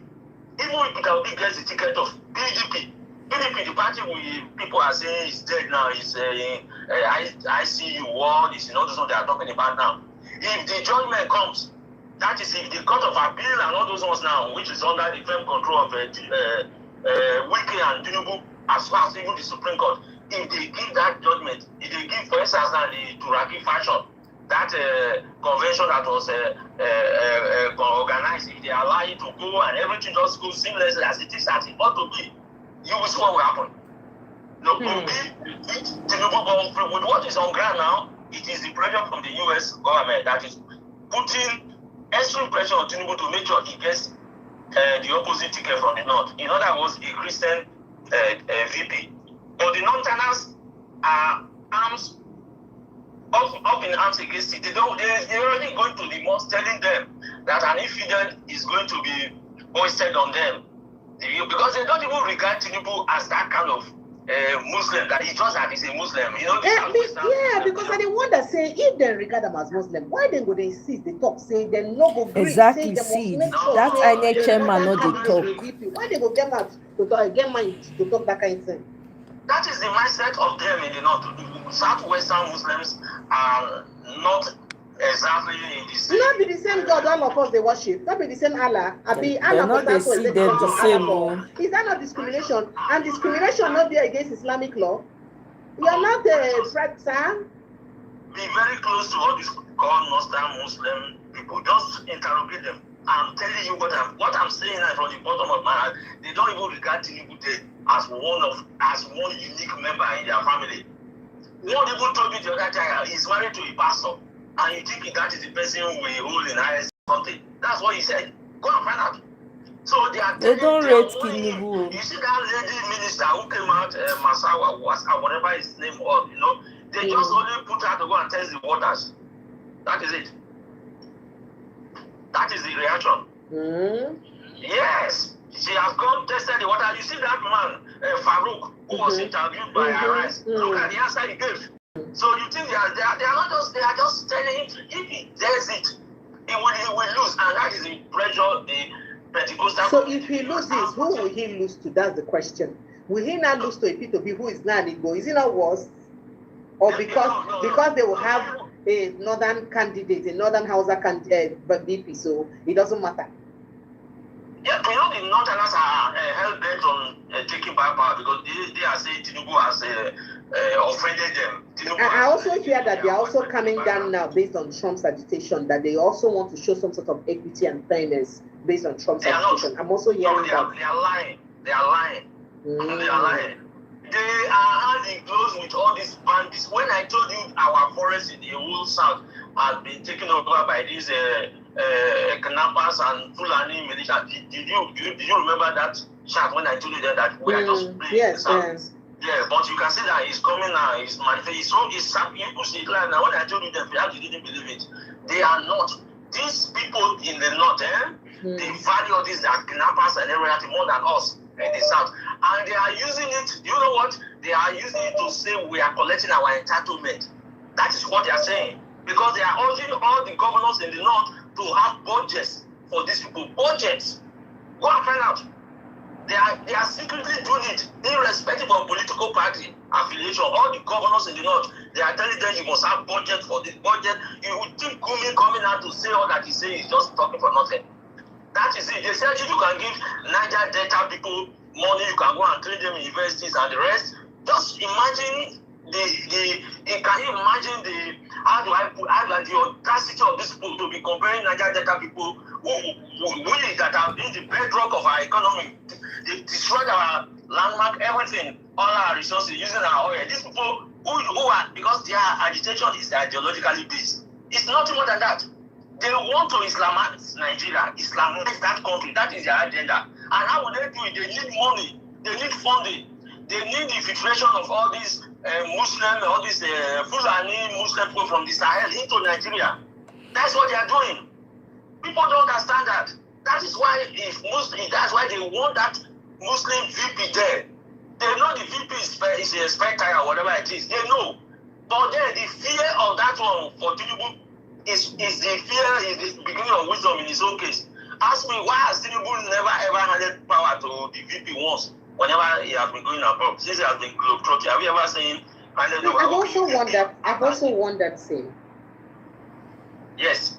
These are the plans on ground. It is the Christian community in the US that are putting pressure on Donald Trump through these Congress members to make sure Tinubu doesn't get. So how will his candidacy help Donald Trump now, if what you're saying is true? I'm telling you, what I'm telling you now is a fact. Tinubu knows that, all the security report knows that if he allows Obi to be fully settled into one political party, Obi will beat him. So the plan is disrupt all the opposition. Why telling the US, look, I want to do it, but you can see these people, you see what is happening, we will do it. And then they will go and give the US fake survey that this is what is there. And you think that the US cannot have access to the right survey if they wanted to? Look, do you know the lobby that Tinubu and his people are currently doing? They are not only doing it in Nigeria, they are doing it in US too. They are lobbying all the groups, all our Christian brothers and sisters. Those are the aim of affairs. Christian brothers and sisters in the north. Just monitor all the alterations ever since. You just monitor them. You see what they have been, have you ever had of Kuka of recent? The man have been very silent. All these Christian leaders. Do you know the lobbying that is going on? Do you know the amount of money being expended by this Tinubu government to buy up all reputable? I wouldn't say they are reputable. If they were reputable, they won't take anything. They are buying these people up to support soon an organization coming to in favor of caution of APC. They are coming. That organization will soon be formed. You will hear it. When it comes, I will tell you. The association of support of Tinubu, irrespective of religious standing. In other words, they were coming to clamor for the fact that they don't care about the Muslim ticket. It is just that it is fine with them. They have, and that is what is going to, and it's going to like a wildfire go through the middle belt, and all these Southern Adamawa, Southern Borno, you see all these religious, but all of them come out, all the support of Tinubu. That is the pipeline. It's on the way. I've gotten wind of that. So that is by the wayside. That is on the Nigerian soil. But okay, I beg you talk quick because more people won't call in. No vex. Yes, precious. That is all I just want to tell you about. All right. So thank you very much. Thank you so much. I appreciate you, sir. Thank you, sir. Bye. All right, Nigeria's phone lines are still open 0817-029-4077. There's one more person and then we'll go to Twitter. 08170214077. That's the number to call. Make a see who'll be my backyard. Hello, good evening and welcome. Hey, Madam Precious. This one you're lying down. At the one massa. I don't tire. I just came back now. No vex, no vex. How are you there? I did fine, sir. Welcome, sir. Well, to God be the glory. We're seeing another week, and I want to commend you for what you're doing. Indeed, you're doing a great job. In fact, I don't listen to, I don't know, how do they call it? Whether I'm number one broadcaster or broadcast station, if not you, and maybe one of the other platforms. So I don't, because I can't get the real news from those. Stop it. Yeah. I like it. That's the truth. Thank you. That's the truth. Well, Madam Precious, I just want to, what the last speaker just said, I think is just said the facts. But I want to let you know, I have a very good friend of mine. He's an Hausa Fulani man from Bauchi State.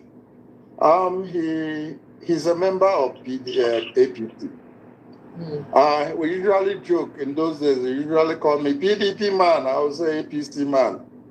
So he told me that the truth of the matter is that there are powers that be that will not want people to become the president of Nigeria. He told me, he said Peter Obi won that election, whether they like it or not, but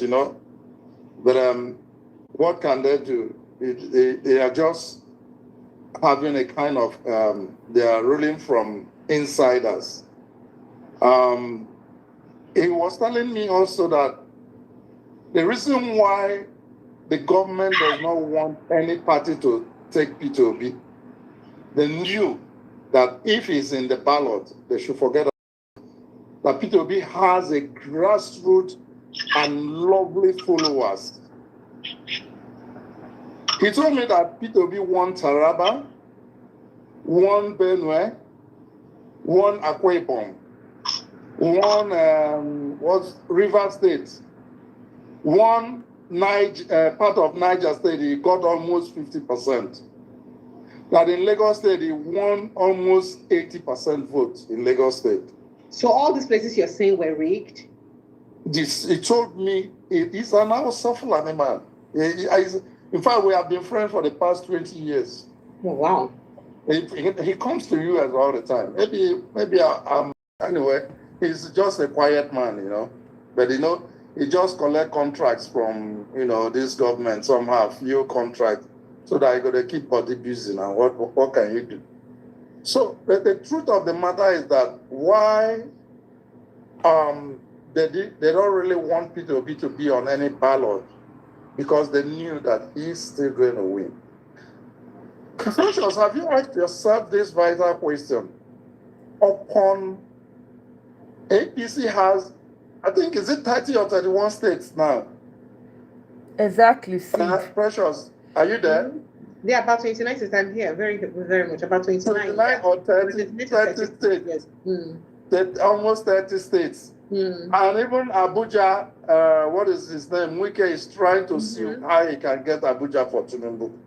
They are upon it, they are not yet satisfied. Why is somebody asked a question? Why has the electoral reform not been, passed? They have been dribbling about it. That if that electoral reform, upon they have almost 31 or 30 states, why is it impossible for them to pass electoral reform so that we can get a free and fair election in Nigeria? That even if they have 36 states as APC, they will not pass that reform. Because they knew, the Tinubu himself knew that all this money that he shared to governors, that he cannot hold them accountable for them to convince or convict their people to come and join. You can't convince people to vote for you. You can't convince people. Yeah, we're still saying the same thing, that the main reason why they cannot pass the electoral reform, because it's not if they do it, it's going to work against them. So, we should just forget about all these governors. Joining APC. That's nonsense. It's nonsensical. So, I don't know. For the lady that got a snake bite, and then he went to 2 different hospitals, and then at the end of the day, she died. She died. Well, that's a result of our medical system is not working. It's more annoying when you hear that in countries like the United Kingdom, almost 50 years ago was the last time somebody died of snake bites. Meaning that, not say snake they bite people, but of course, they get adequate treatment, they will make sure you don't die again. So it is shameful to say till 2026, what kind of excuse is the hospital giving us? What excuses are they giving us that as soon as, even if the venom has circulated, just one drop of the venom, the anti-venom virus, it could have go a long way to save that lady.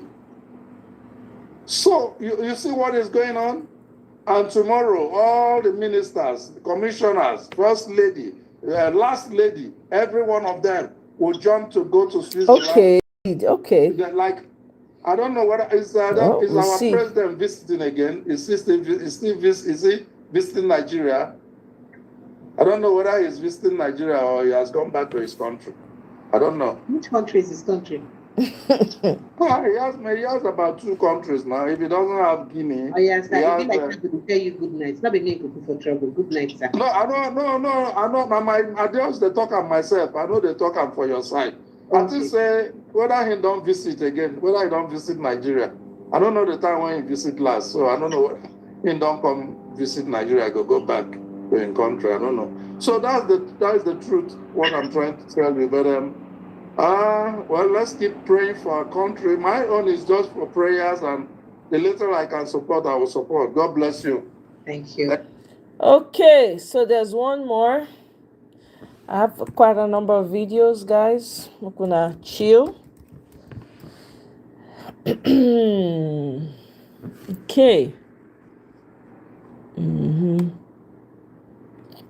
Okay. There we go. This is it. Nigerian Senate is fighting Trump. Something very strange just happened in Nigeria. For the past weeks, all you had that was silence.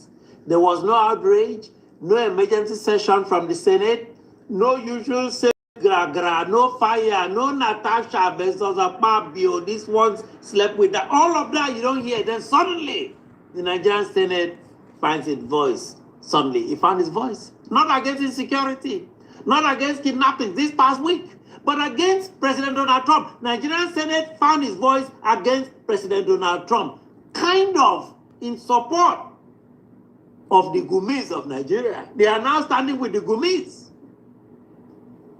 The question is simple. Why now? Why now? The answer is here on the Ofion Okwa Show on YouTube. Let me set the scene as usual for you. On Christmas Day, Sokoto was bombed the head of the caliphate. Sokoto is not just any city. We keep emphasizing. Most Nigerians don't know this. That Sokoto is the spiritual headquarters of the Nigerian caliphate, which runs 12 states with Sharia, the seat of the Sultan. And for weeks, the Senate said nothing. Nothing. The Ofiokwa show on YouTube called it out. It accused top Nigerian officials, including the ever talkative Senate President Godswill Akpabio, of radio silence. We said, Akpabio, where are you? Say something. Silence where outrage was expected. Silence where courage was required. What is this turning point? You wonder, when did they suddenly find their voice? Turkey. Turkey. Gumi's Turkey. Turkey happened. Then something changed. President Tinubu boarded the plane for Turkey. Let's be straight. Gumi and Northern Sharia supporters in protest against Trump and the US insist that Tinubu leave America alone and ally with Muslim Turkey. Not with America. That is the blunt fact. So Tinubu looking frail and comical in an oversized coat. Trips and falls, he fall in Ankara, man. He had to use the Turkish President Erdogan as a walking stick and prop throughout the public ceremonies. This was a disgrace. Tinubu, look, Tinubu is a human being. He's obviously in pain. He's in distress. The man looks sick. Why dispatch him to Ankara? Why? A trip heavily associated with Sheikh Gumi's ideological ecosystem, whether directly or indirectly, and suddenly, Nigerian northern senators wake up. They suddenly wake up from silence. Emergency outrage, probe resolutions, secret committee, they not talk about this, let's go and talk about it in committee. Anger at America was open. Anger at Trump was rife in the Nigerian Senate these past few days. Not at Nigeria's failures, no. Not at Islamic terrorists, ISIS. Not at Christian genocide. Not at Senate silence. Not at the fact that Nigeria is a damaged country today, but at Trump, at American Christians and congressmen who demanded the end to ISIS killings in northern Nigeria. That's all they demanded. They wanted nothing else from Nigeria. Just stop killing Christians. Why Akpabio? Then Akpabio suddenly shuts down debate. Let's be careful. Let's be honest about something Nigerians pretend not to see. Akpabio initially shut down this debate.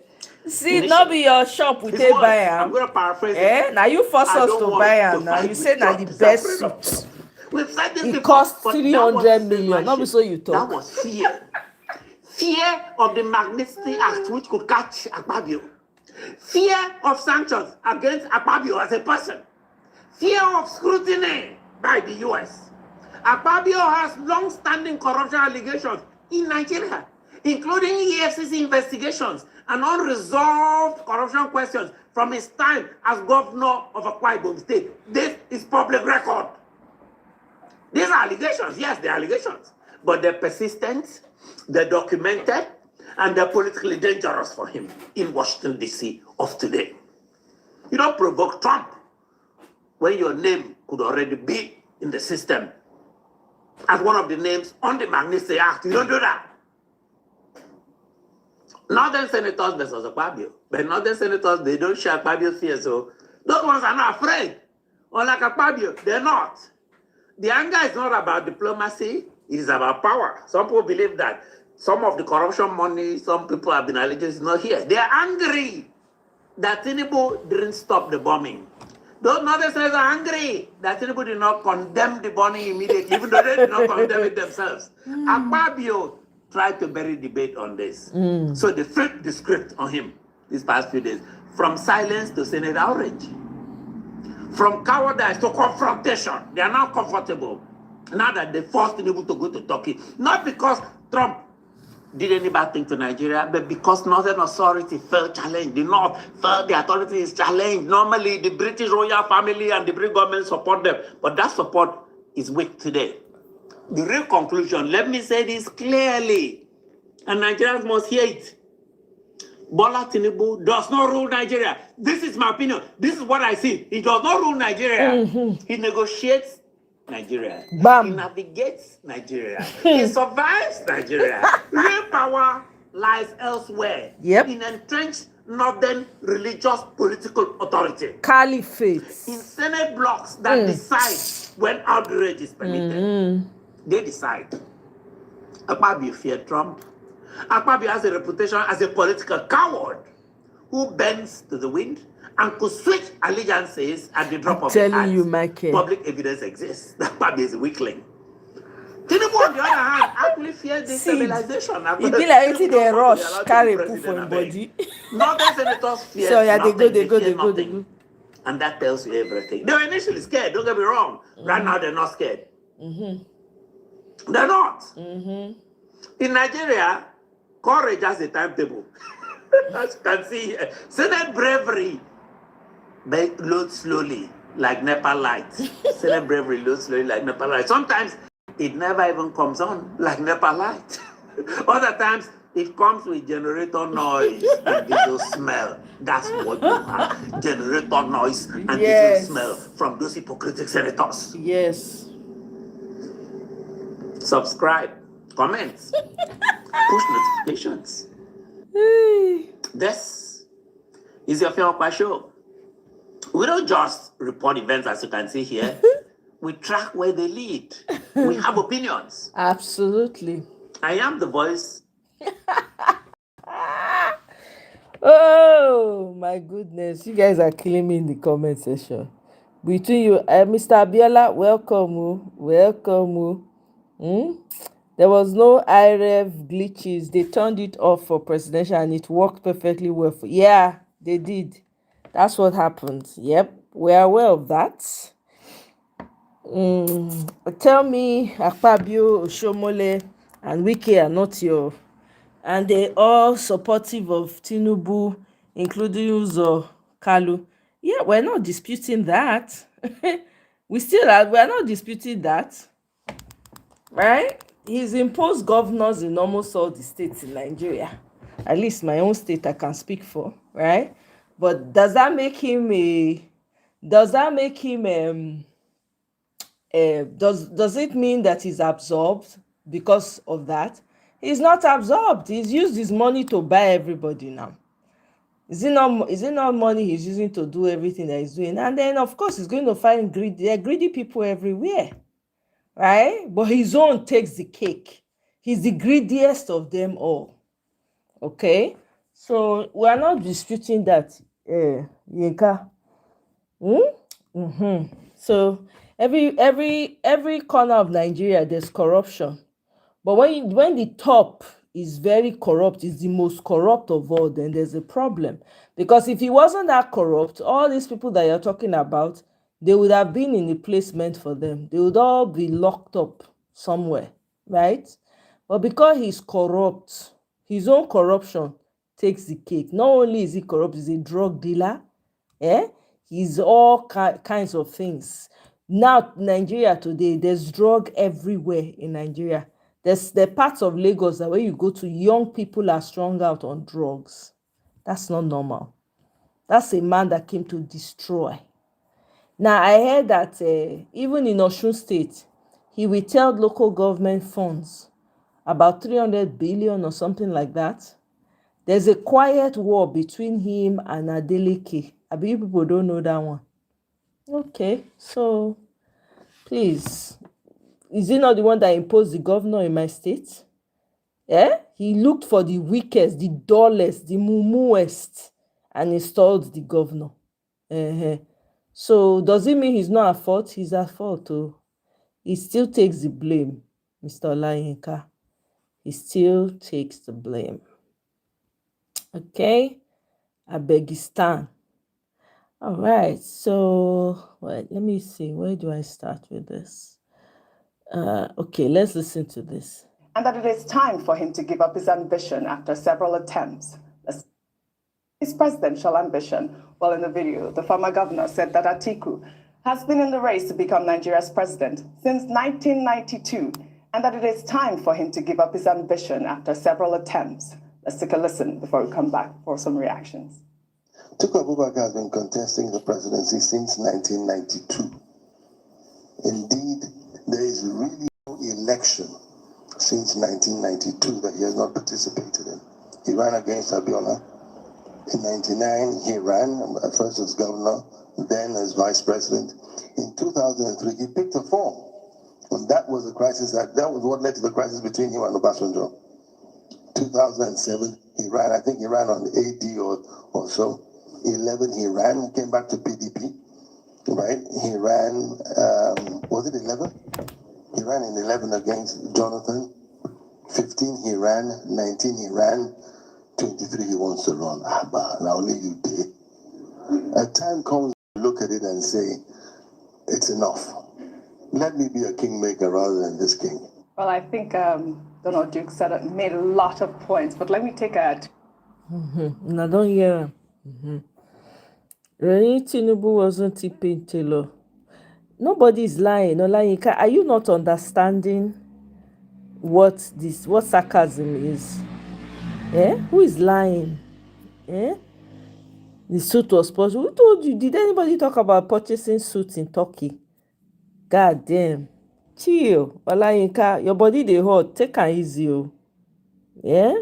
Take am. If you know so you not fit handle Tinubu bashing, maybe you shouldn't be on this live. Because we bash him here. He's the head. The head of the fish is rotten, so he gets all the bashing.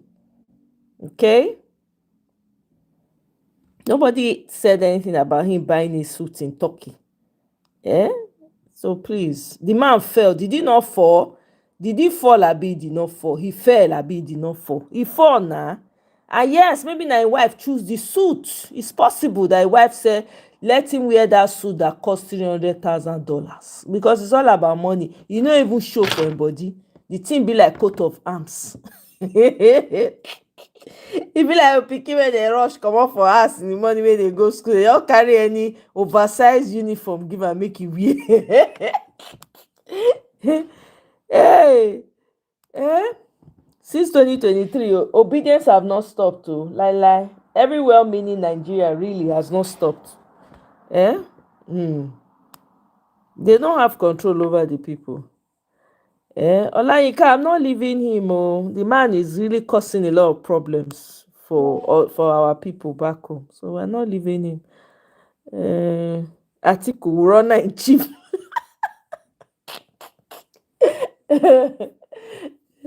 Mo will not bash am. You know, say they see the coalition. Mo at least Mo will stop. Oh my God. I don't know, Sid. I dey tire for Olayinka sometimes, so he go call now, e go make sense. But when he enter comment section, another thing, Olayinka, Bewola, what's going on? Bewola, coat of arms gate. That suit was purchased for him. You said, okay, that suit was purchased. Okay, how do you know it was purchased for him in Turkey? The person not take his size. God, I beg you. They not take his size. See as the thing be like bed sheets when they use pin hold. I beg. The coat is oversized, period. And his wife should have been the one to take what he was going to wear. She's everywhere with him. Or his son. Shey not see say that suit not good? I beg. Auntie Remy forehand. Tinubu be like pikin wey dem send go primary school, but dem buy uniform and wey go last until e reach. Oversize. I'm telling you, they just buy oversized uniform give am. So yeah, they go. Exactly. Going to Turkey was planned. He should have taken his time, look for his size, or wear that jalabia that he normally wears. With all, it does not even show. Whether it's all the money in Nigeria that he using to buy his clothes, it doesn't show on his body. It looks like rags on him. There's nothing. There's no personality, very blah, very bland. Anyway, yeah. You'd have selected his clothes carefully. You know you're going for state visit. You've been invited. You prepare yourself. You make sure you package yourself. You go there, see how they hold in hand like baby. You know, even at some moment, be like say you never know where in dey. See the kind fall. People were zooming in. Oh my goodness. It was just a disaster, man. That state visit was a disaster. The man, Turkey president, come turn to babysitter. Come dey hold your president hand. Is that not a shame? Is that not a shame? He come back like real baby. All im babysitters go line up, dey wait for am make he come. They shake their hand because he has to have people that are familiar around him so that he can feel loved. When he's going, his babysitters will go and wait in line. When he's coming, his babysitters, like he reach like 20 babies, 100 babysitters when he gets. Abeg. Abeg.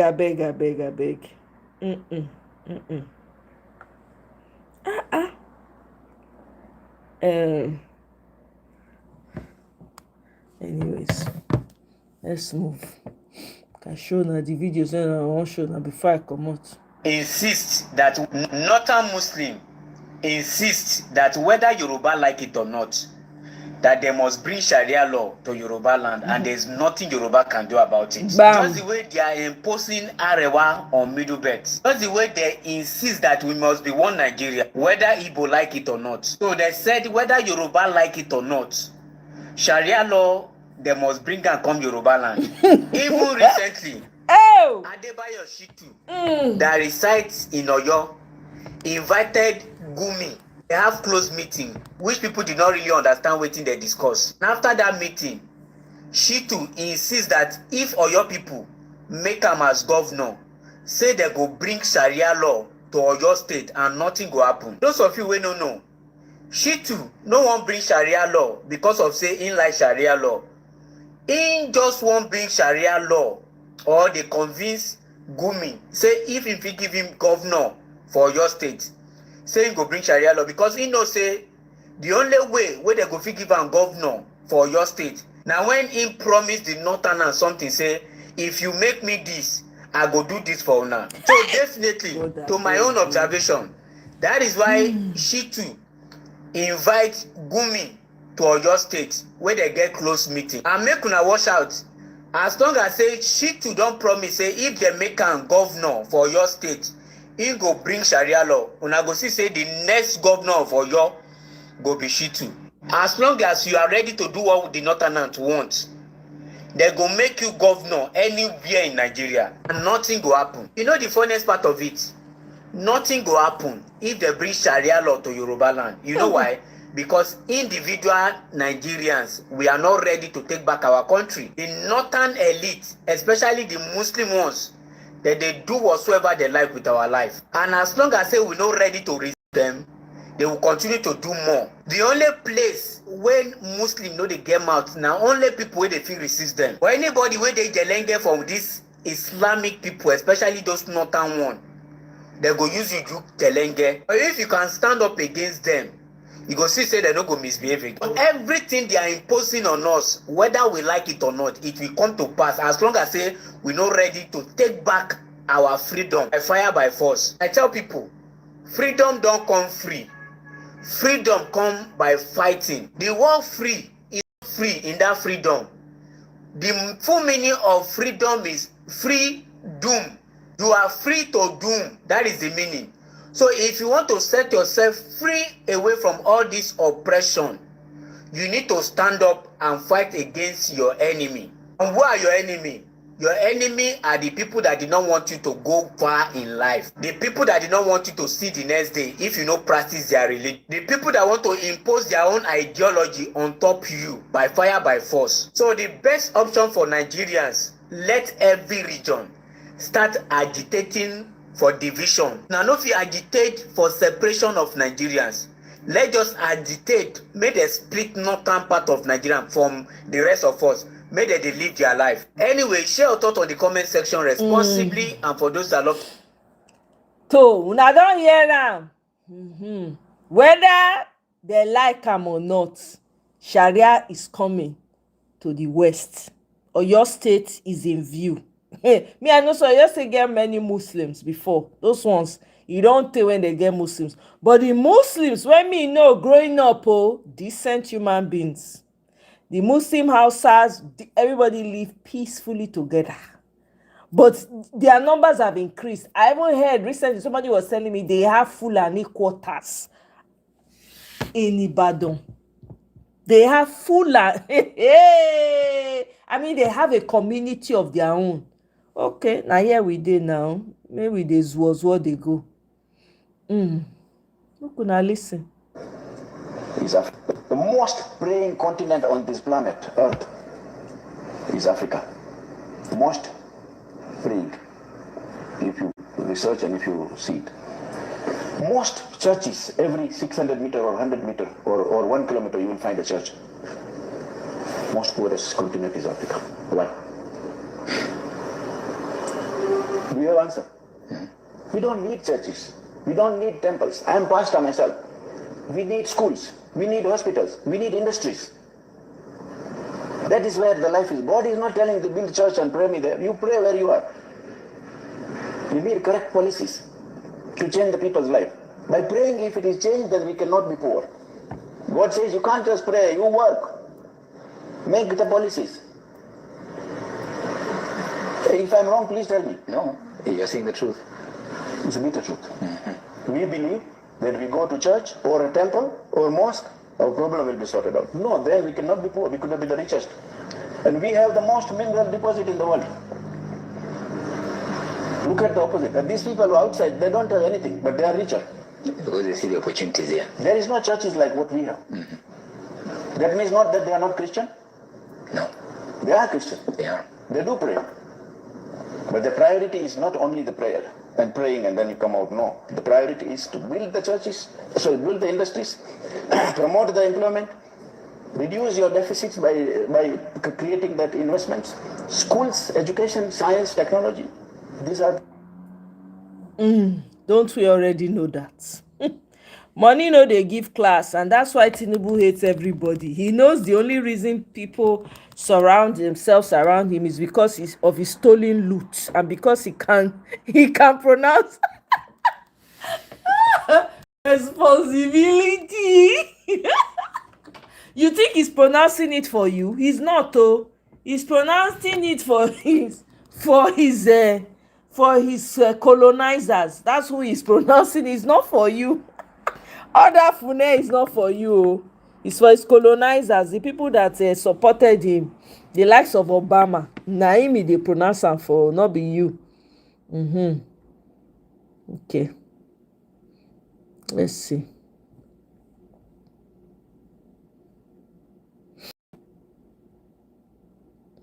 Short time of Sokoto Alpha. I allegedly see her for news that you say you won't go meet in Abikanu for prison in Sokoto. Say you won't go wear a turban. Anybody will no turban. Now Lawani, where they wear like this, where all those Muslims they wear for it like this. Are you serious? You won't go wear a turban for inside Sokoto. Thunder go fire you allegedly. You no go better for you allegedly. So you want to recruit them to bandit? You want to recruit in Abikanu to bandit? Thunder go fire you allegedly. Once again, it no go better for you allegedly. You know, say now, so you talk the other time when they talk, no say social media is a terrorist organization. Meanwhile, your people, your boys, when you send me, they fight people up and down. That one no be terrorism, Abi. That will not be terrorism. Say person come online, talk online about the your people where they find people up and down. You they talk say now we they terrorize social media. Meanwhile, your people they terrorize the lives of Nigeria for real life. They terrorize the country for real life. They keep people for real life. Oh my Then people call the social media. They tell us that they terrorize social media. Thunder, fire, you should come to Sokoto. Allegedly, you know go better for you. But that nonsense talk where you talk. They mad. Now you want to go recruit in Abikado to bandit. You go wear that stupid thing. If they burn you well, go try am. Short time of Sokoto, they burn you well, go try am. No go better for you. I go teach you to teach you. Stupid man. I hope you understand the English word. You understand that? If you don't understand, thunder fire you. Where you man? One man dude, they crazy, stupid man. Oh my God. Mark Twain, the great American writer and humorist of the late 19th and early 20th centuries, once says that politicians and diapers should be changed often and for the same reason. Do I need to spell it out? He's saying that the longer a politician stays on the stage, the more full of crap he becomes, just like a baby's diaper or nappy. You know, I often laugh when foreigners complain about their own politicians, because at least, generally, places like America or the UK or wherever, Europe, the politicians there are less of a nuisance, much less so than the ones here. Yeah, you get one man. He starts as PA to the local councillor in his LGA. He may later become local government chairman, State House of Assembly, then House of Reps or state government official, state governor, then maybe after governor, he will still want to be senator, and after senator, he will still want to pitch for the presidency. It never ends. Some of them have been around for like 50 years. And okay, some of them should have been around for a long period of time because they have value to add. But those who have value to add are so small in Nigeria that, my dream is that none of them last more than 1 or 2 terms. And after 1 or 2 terms, they just disappear and let new people come in. Even if the new people are also full of crap, excrement, shit, food, whatever you want to call it. Okay? At least it's a new set of people chopping, rigging elections, and disturbing everybody. If you agree with me that Nigerian politicians are not recycled often enough. Well, recycled is the wrong word, actually. If you agree with me that Nigerian politicians stay on the stage for far too long compared to their foreign counterparts, please click like. Thank you. Politicians are like diapers. Change them. Baby diaper. Knowing he has Parkinson, his footwear should be proper for walking. That's what they did for Biden to reduce fall. Okay. Atiku delegate in just 1999 was used to suppress Baba Gana Kingibe supporters for Abiola to win during the convention. Otherwise, Abiola could have been defeated. Yeah, allegedly don't suffer for. I'm telling you, allegedly don't suffer. Now that bedsheet they make their head hot. I want my people. Imagine someone wrapping bedsheet for head at 40 degrees Celsius. No be. Oh my God. Hey. There's no need to cover this. I said, how can we not cover death? And so you have to stand for truth. Have the courage and have the boldness. And ultimately, trust in God. Not the government, not people, not man. Trust in God. But the blood is on the hands of the government. It's not on your hands. You're not killing these people. You're not killing your own. The blood is on the hands of the government.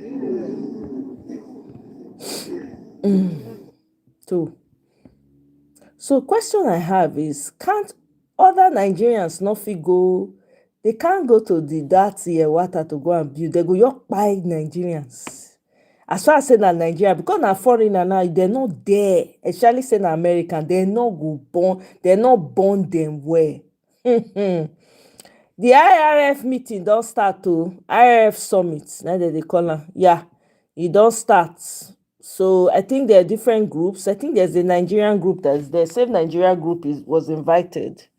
So hopefully they can showcase some videos for us to see. They're going to talk about the genocide and all the election and the Pai and Tinubu in that meeting. So I'm here for it. Okay. Lọ́wọ́lọ́wọ́ pure water. Pure water ó di 20 ó di 15 naira. Bottled water ó di 150. Minerals ó di 350. Tinubu ṣàánú wa o. Ẹ ṣàánú wa, ẹ ṣàánú àwọn ọmọ Nàìjíríà o. Lọ́lá ni o, ọ̀nà kan náà la mọ̀ o. Ẹ ràn wá lọ́wọ́ ni o. Kí gbogbo oúnjẹ tó wọ́n yìí kó wálẹ̀. Tọ́tọ́sì táwọn ẹyọ kan 300 ó di 2,000 ẹyọ kan. Ẹ dẹ́kun ọbẹ̀ rà àtàwọn. Epo di wá tó epo làdìgbò ó di 1.5. Ẹ dákun kó la ti fẹ́ ṣẹlẹ̀ yìí sí. Tẹ́lẹ̀tẹ́lẹ̀ lọ bá fẹ́ rẹran táwa mú 500 lání àárẹ̀ran ní ìsìn táwa mú 5,000 dání àárẹ̀ran ẹran tó ti gbé 5,000 kò ju èkìlì mẹ́rin lọ. Ẹ dákun ẹ tó bá níyàwó tó lọ́mọ mẹ́rin. Ẹ dákun ṣé gàrí ike ọ̀dà kan tó jẹ ẹ ṣàánú wa Tinubu.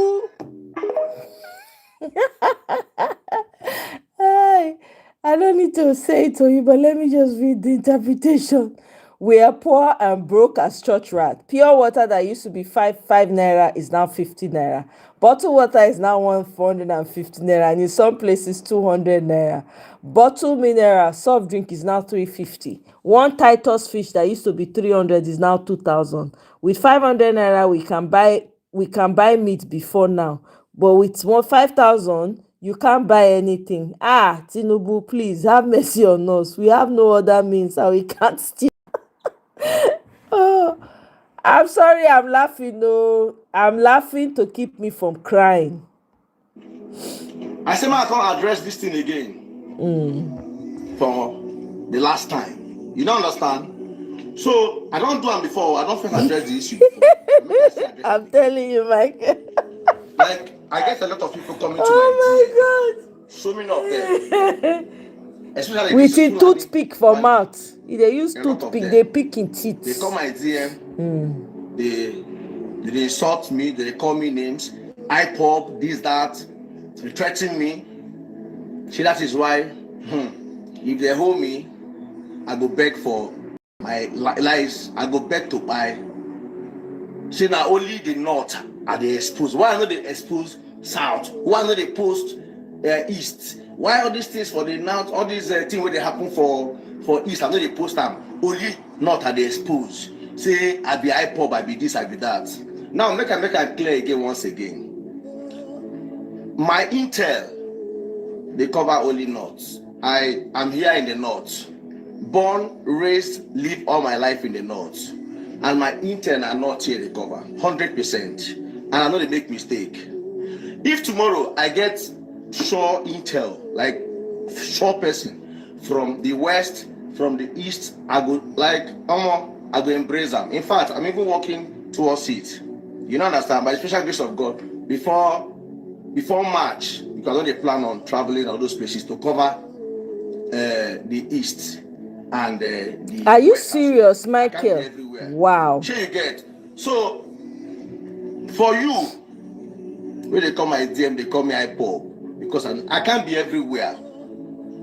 I can't be everywhere, and I don't just come and they talk with him for east like some even not just a Fulani. Because some Igbo people they say this one, bro. You got so many influencers there in the east that should cover your east problem. You got so many of them there, so many of them in the east as well. But they choose to do what they want to do because they don't have the balls. I reside there in the north and I cover the north. My internet here is base. So for you when they call my DM, they call me names, they this, that. And they warn you for the last time. Stop them. Kadajiniko, Kay Nagamaka. Banaji Surunka, Kajiko, Kane Nagi Kapasa. Kajiko, Kapasa. Banajin Surunka. Kodegana Capito. Banaji Surunka Kapasa. You come to my DM, you call me names, IPOB this. I know be IPOB. And I cannot be everywhere. You have influencers. For those of you now, they think say, when I get influencers from north, from south to from east to cover those your problems, put them out for people to see. But most of them don't get balls, so they choose to do what they. And some of them don't even sell their voices. Bam. Where is the lie, though? Where is the lie? Most of the southern influencers have sold their voices. They've either sold their voices or they are twerking for their politicians. Look at Rivers State, grown ass men dancing, rushing to go and shake a Wike. Una no see video of Wike where they carry and put for shoulder. In and a picking. Where they carry them, whether na canoe they put them, I be waiting they put them, they roll am and his son they go like some king. Grown ass men. I'm talking men that are probably in their 50s, their 40s, their 30s, their 60s, twerking for a man, another fellow man.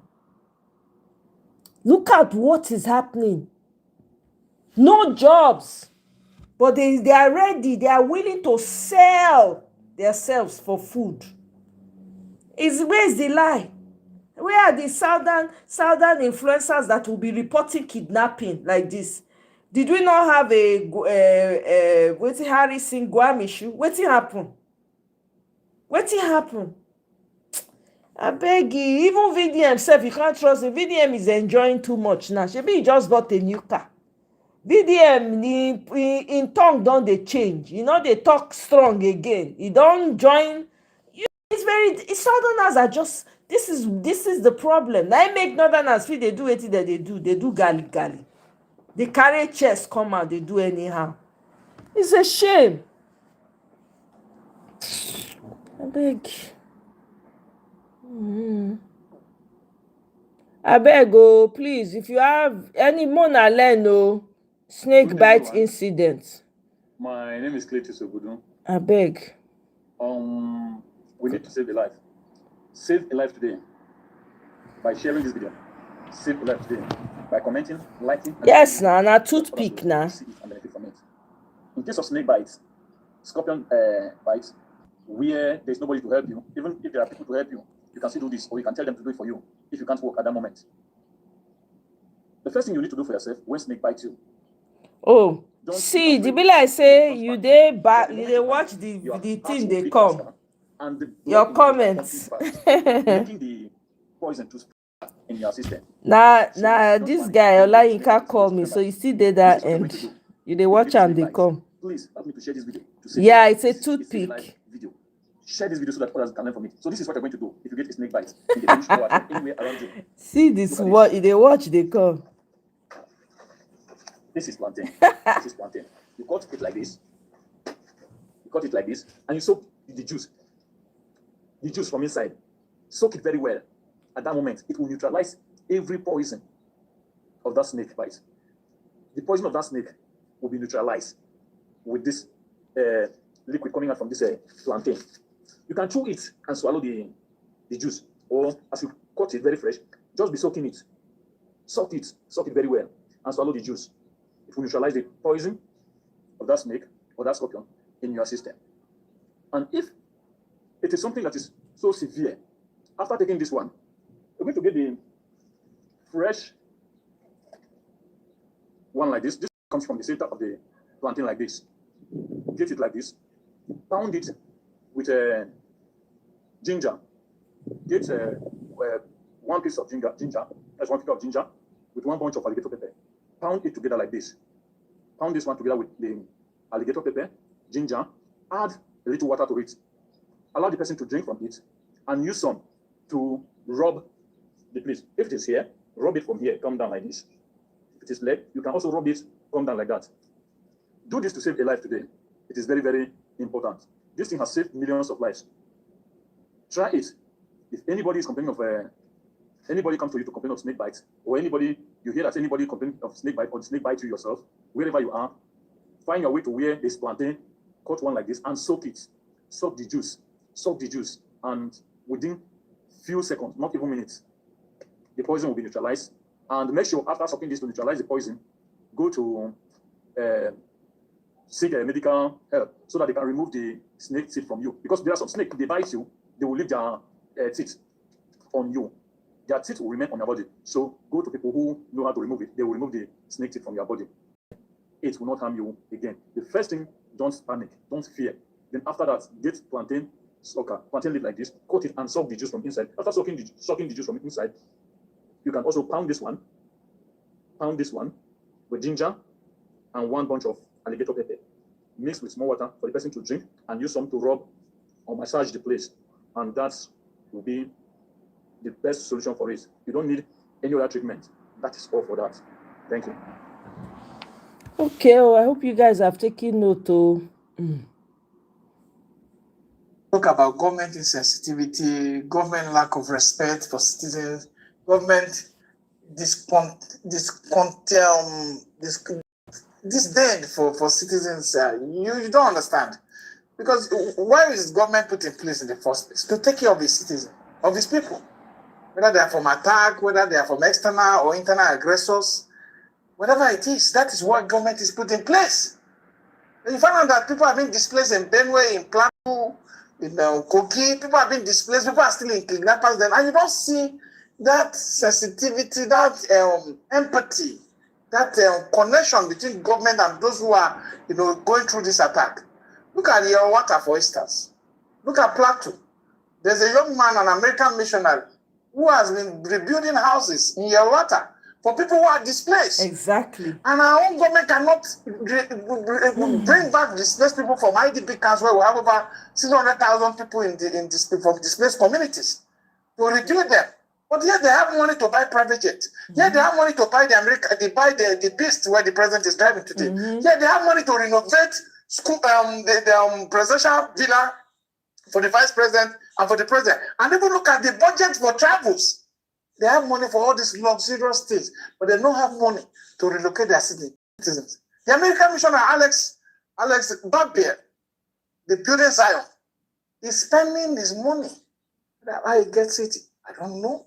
But it's showing to have more sympathy, more empathy, more care for our own citizens than our own government. And our government have refused to show as if there are people who are displaced. These are our citizens, for crying out loud. He has built over 35 houses for this displaced person and brought them back and tried to make the displaced community live again. Our government is not, we have humanitarian ministries.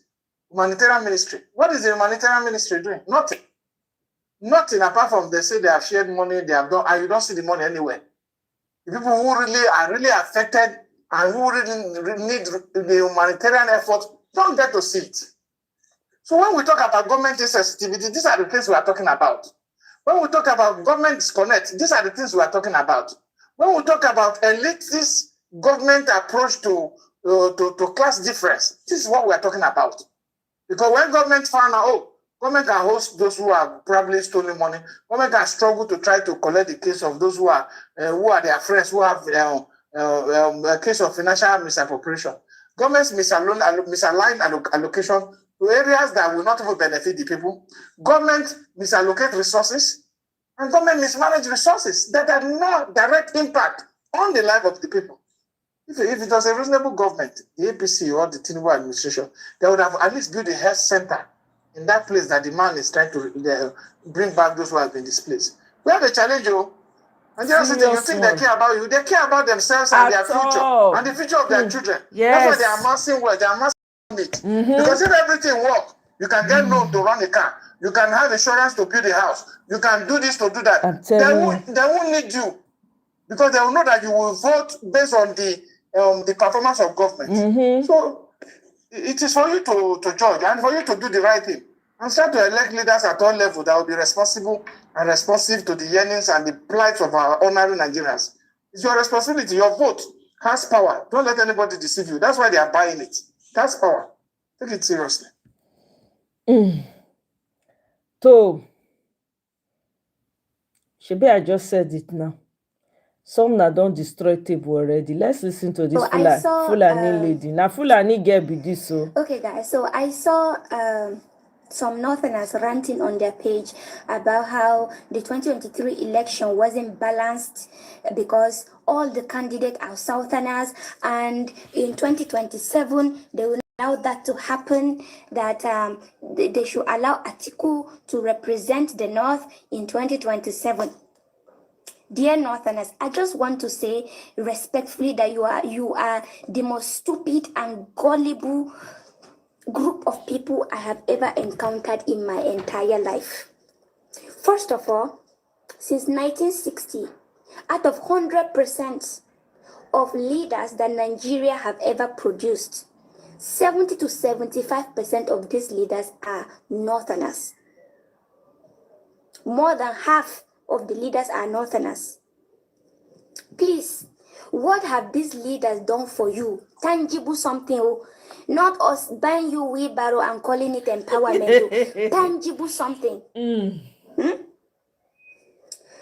In terms of development, zero. Despite the fact that most of the leaders we had in the country were Northerners. In terms of development, zero. Educational development, zero. Security, zero. Healthcare, zero. Other aspects, zero. The region, chaotic. Poverty rate, high as Mount Everest. Beggars everywhere. That is lack of empowerment and development. What have they done for you that made you think that they are worthy of being representing you? Please tell me.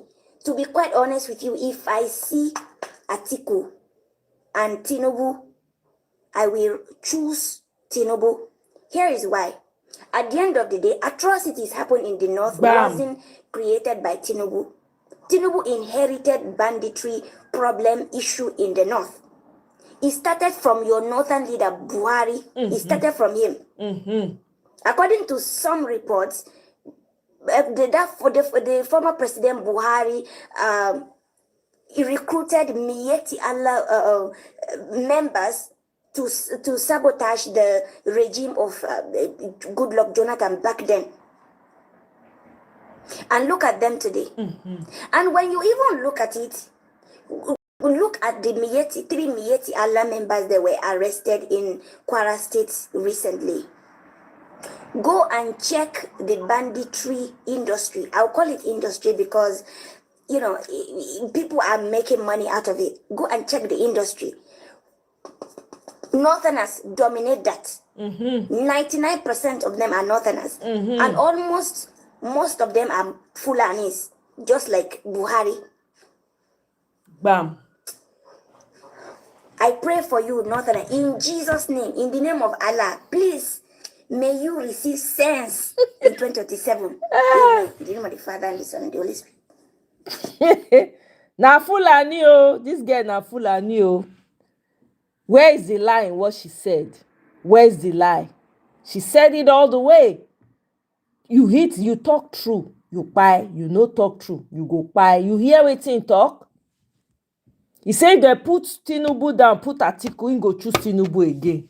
Because is Atiku not part of it? I don't also know talk about Atiku may not be like say person they attack am with their coalition. So make I respect am. Okay, on to the next. Nigerian military don't release the names and list of military officers allegedly involved in an attempted coup to overthrow the Tinubu government, which is good, we thank God, because any military coup against a democratic... Somebody asked her that question. Welcome, Mr. Jagun. Somebody asked her that question. I saw another video of her where somebody was asking her. She said the part where she lives, she's in the north, and where she lives is majority Christian, that she's not afraid, that they can't get to her. That's what she said. Those are her words. And they can't get to her. They can't do anything to her. That she's Christian and she's practicing her religion. Her life doesn't affect theirs. Their life doesn't affect hers. So she told people not to worry about her, that she's actually okay, that they can't do her anything. So, hey, there you have it. System is condemned. But my country people, we need to ask our government some few questions. Make we know they whine ourselves. Let us stop deceiving ourselves. Our dear master strategist President Bola Ahmed Tinubu, Mr. President, sir, are you a civilian president? Are you a civilian president in a democratic system of government? Do you, Bola Ahmed Tinubu, believe in democracy and government by the rule of law? And under this your regime as head of state, are you operating within the law? Tell yourself the truth if you have the capacity to do so. Because as soon as they arrest coup plotters, as soon as they fight against military coup, as you they punish people where they attempt military coup, when we not go arrest the people where come together to rig election in 2023, or when I not know say election riggers are also coup plotters, you do not know that election rigging is a civilian coup against democracy, aided and abetted sometimes by law enforcement and even military. Or you are not aware, Nigerian APC federal affliction government. Or when I know you only have problem with military dictatorships, you are okay with civilian dictatorships. Nigerian government, Ori Buruku Lenshi, Oshilenshi. Any attempt when I don't know say people where they work to subvert the will of the people, to steal the mandate of the people, to ensure say the vote of the people don't count, you do not know that you are also carrying out a coup against democracy in the country. So as when they fight and punish people where they attempt military coup, when I go still they strategize, they come together to see how to rig election for 2027. Ori Buruku Lenshi Nigerian government. Oshilenshi Ori Buruku Gidi Lenshi Nigerian government, you should be ashamed of yourselves. Anybody where they work to see say the will of the people no prevail, whether you are National Assembly where they refuse to pass electoral bill, or you they pass bill where go create loopholes for you to rig election election for you to go to a corrupt judiciary, you are carrying out a coup against democracy in the country. And the same way people will carry out military coup, they're supposed to punish them, you too should be punished with the full extent of the law. So the person will handle the election, the general overseer of election rigging for 2023, after Yakubu Mahmoud collected more than 300 billion, said there will be electronic transmission of result. On the day of election, he said there was a glitch. Few weeks after retirement from INEC, you, Tinubu, you nominate him and appointed him an ambassador. What was the basis of making Yakubu Mahmoud an ambassador? So we can brazenly reward corruption and criminality in Nigeria, but we define military dictatorship. You are deceiving yourself, Nigerian government. Nigerian government, if you want to know, say, this country is truly a country of particular concern, that is when you will see civilian leaders where they wear khaki. You are worse than military dictatorships. If truly you are a government who respects the rule of law, if you are a civilian president in a democracy, former Kaduna State government alleged that the federal government, President Tinubu, they withdraw 100 billion every month from federation accounts for the past 15 months without appropriation from the National Assembly. Billion. In a democratic society, presidency, a executive arm of government, withdrawing money from federation account without appropriation from National Assembly. That action and military dictatorship, what is the difference? Which one better pass? But you are fighting military dictatorship. NNPC allegedly missing more than 210 trillion. Yet, President Tinubu, you write off some of the debt of NNPC without consideration from the National Assembly. That action and military dictatorship, what is the difference? That is why in African countries, because of how useless and corrupt the leaders are, when people begin to hear of military coup, you go see citizens of those countries will come out and begin to rejoice because the government that is in power has shown that they are incapable of protecting and helping the welfare of the people.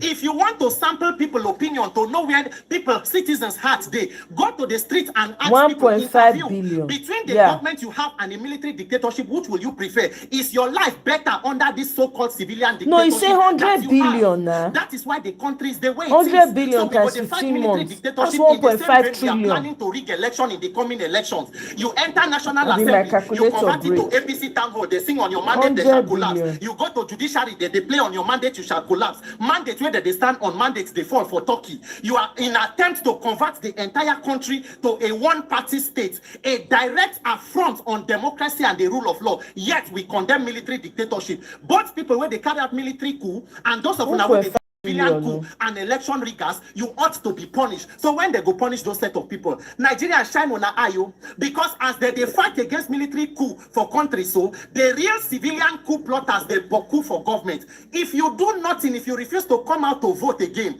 the most dangerous one is the civilian coup election rigging where they carry out every year.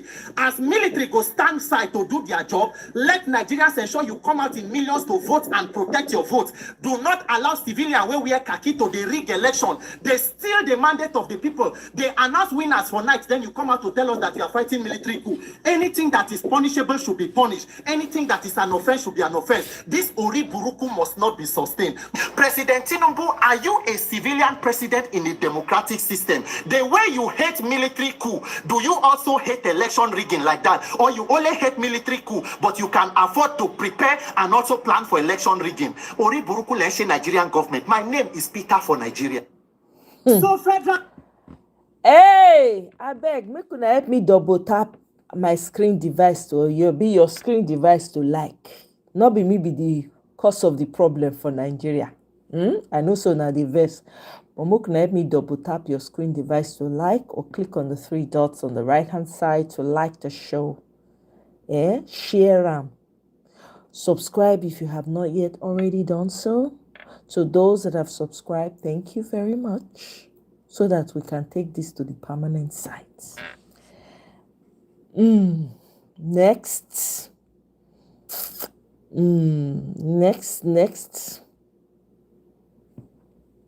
When you enter, where we are going is not far. But when you enter street, it will be more far.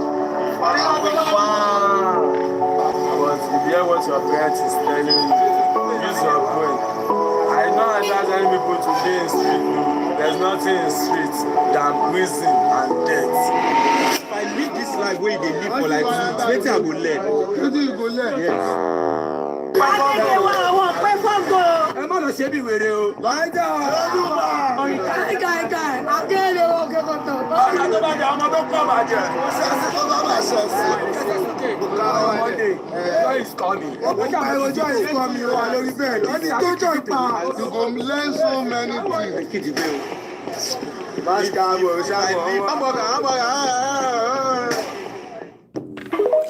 Okay, here's the thing. This is one of the reasons. This is from Deji's Twitter account. This is one of the reasons APC must be swept away from governance in the Southwest. The future of our youth depends on it. Across the Southwest, there's over 8 to 15% dropout rate among adolescents in primary and secondary school. This must change. You see those people, some of them are on drugs. Some of them are on drugs. They are on the streets from morning till night. Anyway, let's listen to Amoneke. Your Excellency, this way you came to my house this morning. Because open the market roster. Come on, the last Monday. Yeah. To shop Exactly. How to protect her. That one. People already know what to do to protect the votes now. Everybody must ready with their tools. Go. You cannot now war with the enter now. Why? See, they need to discuss for them. Is it not obvious? Is it not obvious? Why? Why did you decide to observe sit at home? Who made the rule? Oh, he did? Right? Oh, he supported. Why did you decide to sit at home? Are you serious?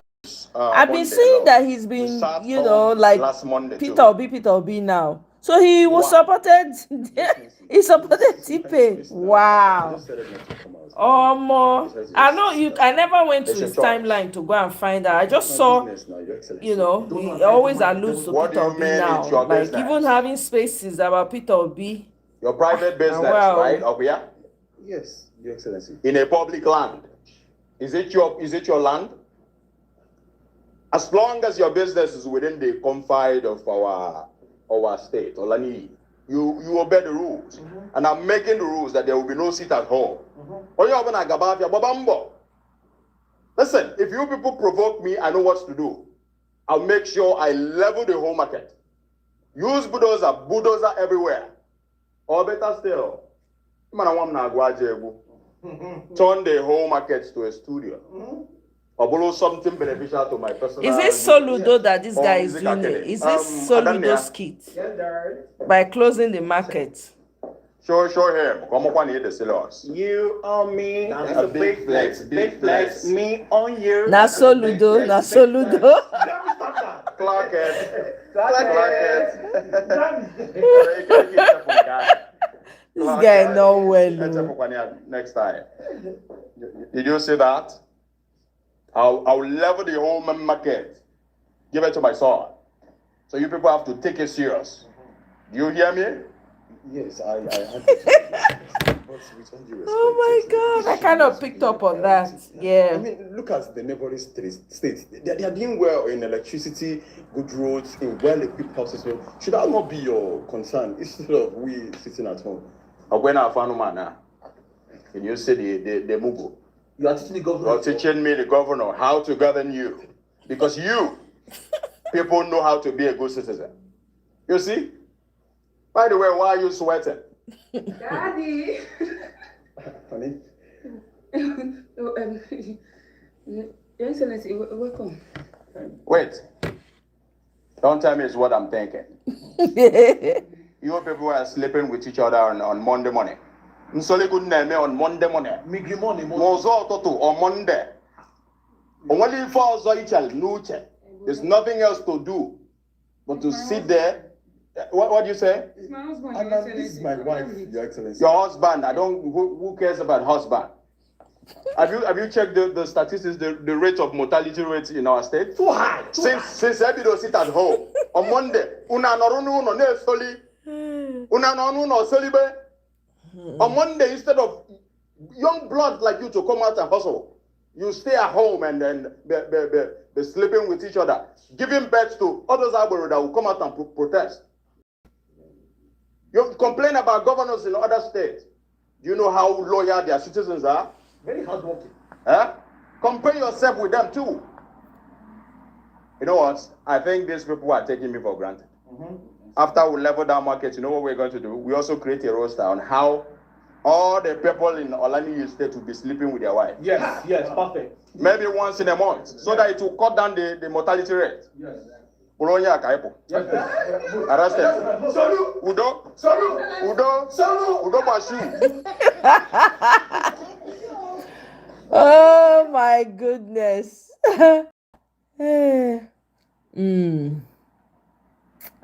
Okay, sorry. I moved back past that too quickly. Let me see. I think this was in Buari in, I think so. I'm not sure now. Now so everybody surround Peter, but everywhere the man go, be like bees. They attract, they be like honey.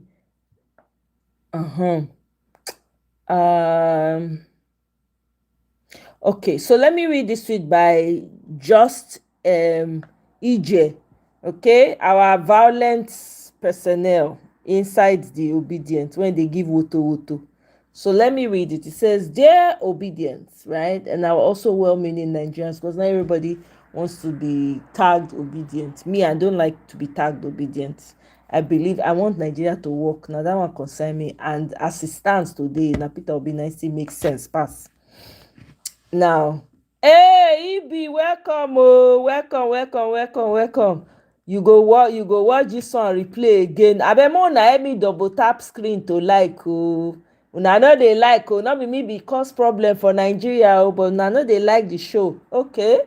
Dear obedience, campaign season is coming. Before it arrives, you need to understand something. There is something the usual suspects are very good at. They have perfected the art and science of it and have used it effectively in the past. Propaganda. It is most effective when its target audience is unaware or ignorant of how it works. So consider this a masterclass on spotting it and spotting them, because they have already started. The most powerful propaganda doesn't try to win the argument. It constructs the context in which the argument takes place. It first creates an alternate reality and tries to trap the conversation inside it. Here is how to spot it. Let me also read it to you people. Number one, the big lie. They don't just tell small lies. They tell lies so massive that people think no one would lie about something that big.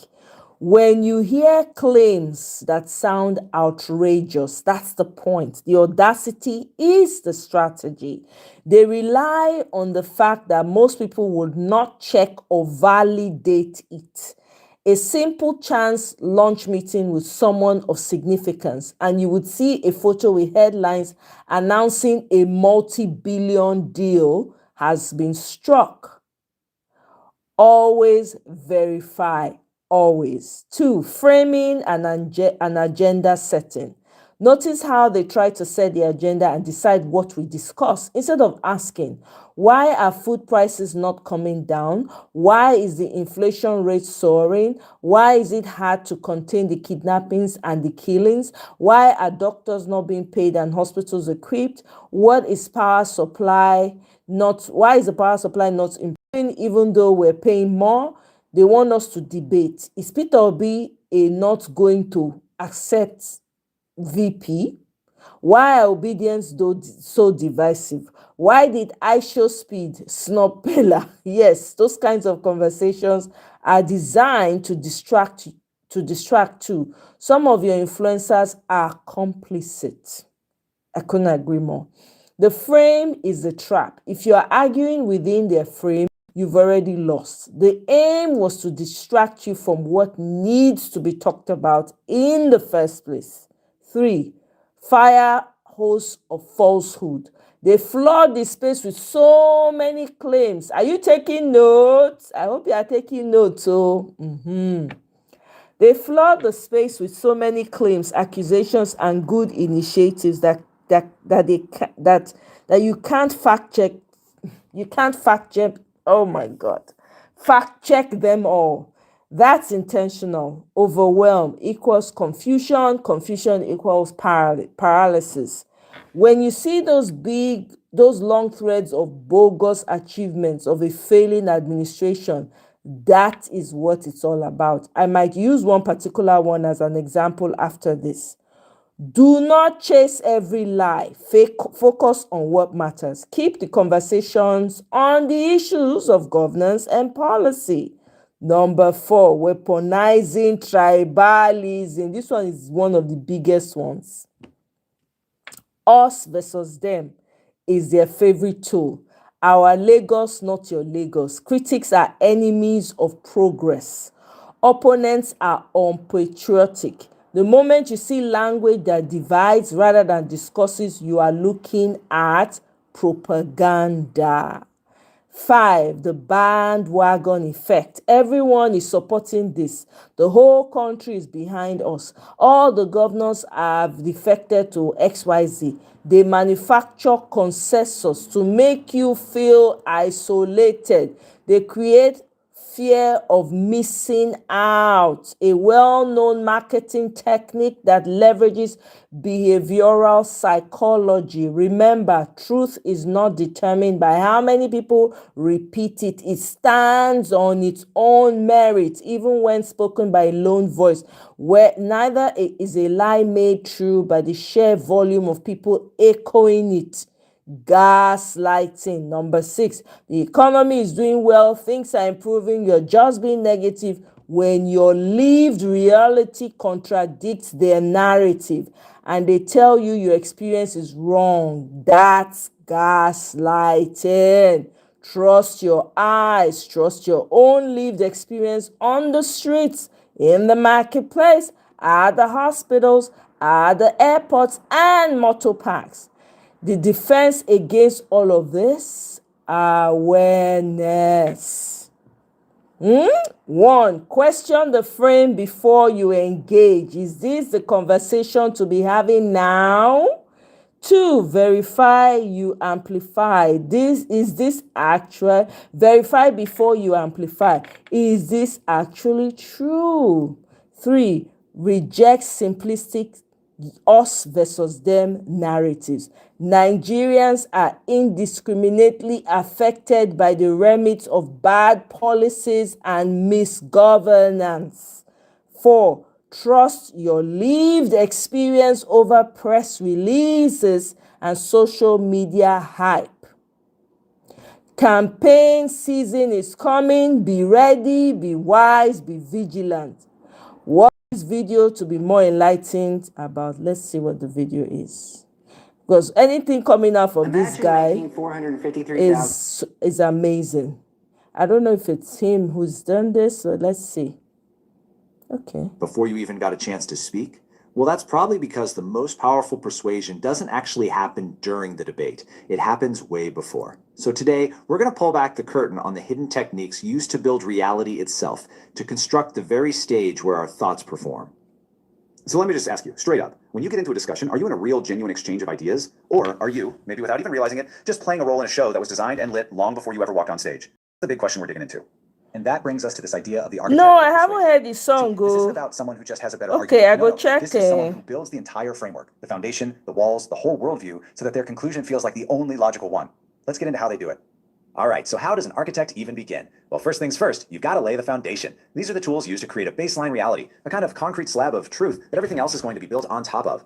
The first, and maybe the most powerful tool in the shed, is the big lie. You know, its power comes from its sheer size. It's a lie so massive, so completely shameless, that it just bypasses our normal BS detectors. We just think, come on, nobody would have the nerve to just make that up, and in that split second of doubt, the lie starts to set like concrete.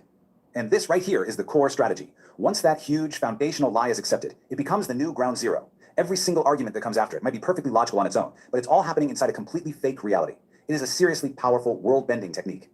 Okay, here's another foundational tool, but this one is way more subtle. It's the unstated assumption. This thing is a trap. It's a premise that's never actually said out loud, but just to even get into the conversation, you have to accept it. It's kind of like a hidden cover charge to enter the debate. This classic example just illustrates the trap perfectly. I mean, how do you even answer this question? If you give a date, you're admitting you did it. If you say, I never did, I you sound didn't see defensive, the like you're dodging link. the question. Oh, The you question can't share itself any is the link trap, on the right? It's built on YouTube. that unstated assumption that you're guilty. The only way to win is to refuse to step on that stage in the first You place. can send it So to let's me move on to the by next phase. email. Once that foundation is laid, the architect starts drawing the blueprints. And these techniques aren't about facts, not really. They're about controlling the map of the conversation, deciding which rooms we all get to go into and which doors stay locked. The first tool for the blueprint is agenda setting. This is incredibly sneaky. It's not about telling you what to think about an issue. It's about controlling what you think about to begin with. The real power here is in what gets kept off the agenda completely. This iconic quote just sums it all up, doesn't it? By constantly putting the spotlight on just a few specific topics, everything else is left in total darkness. So our reality gets defined not just by what we're shown, but by what is systematically kept out of view. I mean, just take a look at this chart of a hypothetical news cycle. The huge focus on the economy and crime makes them feel like they're the only problems that really matter. Meanwhile, an issue like the environment, sitting there at just 3%, well, it's made to feel kind of trivial, or at least not urgent. This isn't a reflection of reality. It's a reflection of the agenda. Okay, so once a topic actually makes it onto the agenda, the architect has to frame it. Think of it like a window. The information is the landscape outside, but the frame determines exactly what piece of that landscape you see and from what angle you see it. Look at this. This is a perfect illustration. It is the exact same product, but just notice the feeling you get. 85% lean sounds healthy, right? Desirable. But 15% fat sounds unhealthy and negative. The fact didn't change at all, but your emotional reaction was completely guided by the frame. So the foundation is set, the blueprints are drawn, now the architect gets to choose the actual building materials. And in persuasion, the materials are words. The specific language they use is what gives the whole structure its texture and its emotional punch. Loaded language is all about pre-programming a response. These are words that don't just describe a thing, they come with a feeling already attached. They're designed to totally bypass your logical brain and go straight for an emotional gut reaction. Check out this example. Public servant. Makes you think of duty, community, service. Feels good. Now bureaucrat. Ugh. You can almost feel the red tape and the frustration. The person and the job are exactly the same, but one word has already told you if you should admire them or resent them. So if loaded language is designed to trigger an emotion, euphemisms are designed to numb it. They're the architect's way of hiding the ugly, uncomfortable parts of their building. They wrap a harsh reality in soft, vague language to make it go down easier. This is a really stark and powerful example. Just notice how enhanced interrogation sounds almost clinical, professional. Torture, on the other hand, is brutal, ugly, and morally charged. The euphemism is designed to take something totally unacceptable and turn it into something we can debate calmly from a distance. Now, for a really sophisticated tool, and this one is tough, paltering. This isn't actually lying. In fact, the power of paltering is that it only uses true statements. It's the art of building a lie out of carefully chosen truths. So this slide basically gives you the playbook. You select a few facts that are 100% true, you arrange them in a very specific order, but, and here's the key, you strategically leave out that one critical piece of context that changes the meaning of everything. You don't tell the lie, you create the perfect conditions for the listener to build the lie for you in their own mind. It's kind of brilliant and really deceptive. So we've walked through the tools for laying the foundation, drawing the blueprints, and picking the materials. But the point of all this isn't to make you cynical, it's to empower you, to let you see the scaffolding, that hidden structure behind all the narratives you run into every single day. So let's just quickly recap the architect's toolkit. We saw how the big lie creates a totally false foundation, how unstated assumptions lay a trap, how agenda setting controls what you even see, and how framing controls how you see it. Then you've got loaded language to program your feelings and paltering to build a lie out of truths. These are the tools. Because once you can spot these techniques, the spell is broken. You're no longer just an actor performing on a stage someone else built. You can see the design, you can see the architecture. And so the question becomes, now that you can see it, what are you going to build? This incredible product can restore your That's bathroom actually and tiles to amazing. their I think I'm going to be referencing this as we move along. Okay, I have one more thing to share and then we'll call it a night. I stayed longer than I thought I should, actually. I didn't plan to stay as long as I have. But oh well, for the greater good of Nigeria, what can I say? Okay. All right, my people. This is from Africa Must Be Free.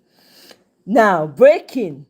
Yoruba Ronu, it don't happen. No, over to you. The Nigerian Supreme Council for Islamic Affairs, NSCIA, under the leadership of the Sultan of Sokoto, has strongly condemned what he calls high spate of intolerance and unwarranted resistance to Muslim rights in southern Nigeria, particularly the southwest.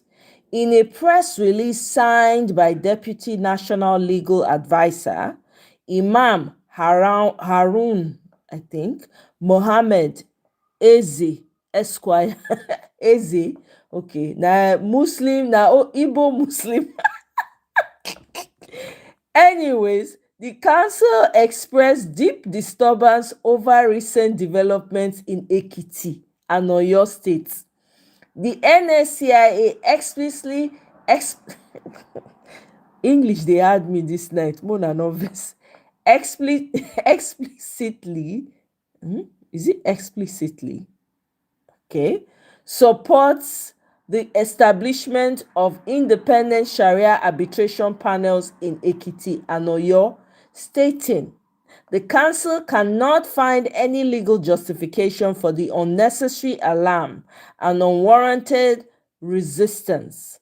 It argues that these voluntary panels are necessary to fill the inexplicable vacuum created by the failure to establish full Sharia courts of appeal in southwestern states, despite constitutional provisions allowing them. The council points out the disparity.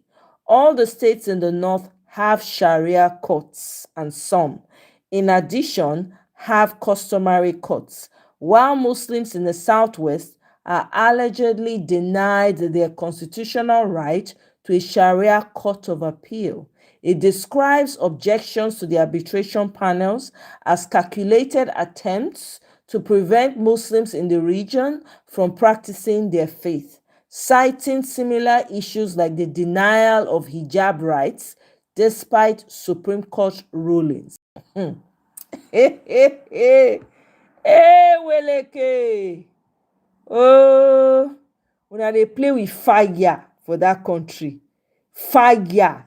Hey, God. Hey, this is the brief. Northern Nigeria. That's what the article is called. The brief in Northern Nigeria. Is this not madness? Is this not madness? Eh, so, I leave am o. You people should do with that information what you will. If you people want to turn the country to Sharia country too, enjoy it. They are on full attack mode on their, and they are moving fast. It's almost, you can sense the hurry, like they're hurrying. They're trying to hurry it up so that they can make sure everybody has Sharia in that country. Oh, okay. Oh. If una like, make una and una dey prepare for 2027. Una not get war for mind. Una just say na play, una wan go play. Nobody's going to be speaking English with you people. Me, I don't talk am. Now who carry fire for head? As the election dey come, na body language I go dey read. If I no see the action, omo, na sit down look be monkey business, because I would have said my conscience is clear, my hands is clear, I have done my part, I have done the best I can, I spent money, I've put resources behind what I'm doing, I have traveled when needed. I've done things quietly behind the scene. No, I no shout put. Which one make I do? Ngwanu. If people are not ready to take the bull by the horns and deliver themselves, who am I? So, they know they can infiltrate the Southwest because it's those ones who have been supporting the Fulanis. Of course, it's easier for them now. They have it. That's part of the deal that Bala Blue signed with them. It's part of the deal. The part of the deal was he's selling out his people. Selling out he's selling out his people. He doesn't care. As long as he serves his interest, he has thrown his entire tribe under the trailer for Fulani people. There are certain places now in Kwara State you can't go to. It's been completely blocked out. Now Fulani people don't take over those areas. You cannot go near. Osun State, the same thing. Which state did they enter that day and they pied and killed some traditional rulers there? They found some body in the body of the traditional leader in the bush. Which state? Well, I don't know. People should be ready. Open your eyes. I don't know if this is what you. If what did they call him? What be that agitator from the west? What's his name again? They should give him the needed tools that he needs, because that man is ready to fight with them. Oh. What's his name again? This the one that ran away, went to Benin to go and hide before they freed him. He was doing the same thing like Nnamdi Kanu was doing. They released him and they left Nnamdi Kanu. And you people want the world to be quiet. Like, you don't think that the world is seeing the injustice towards the Igbo people?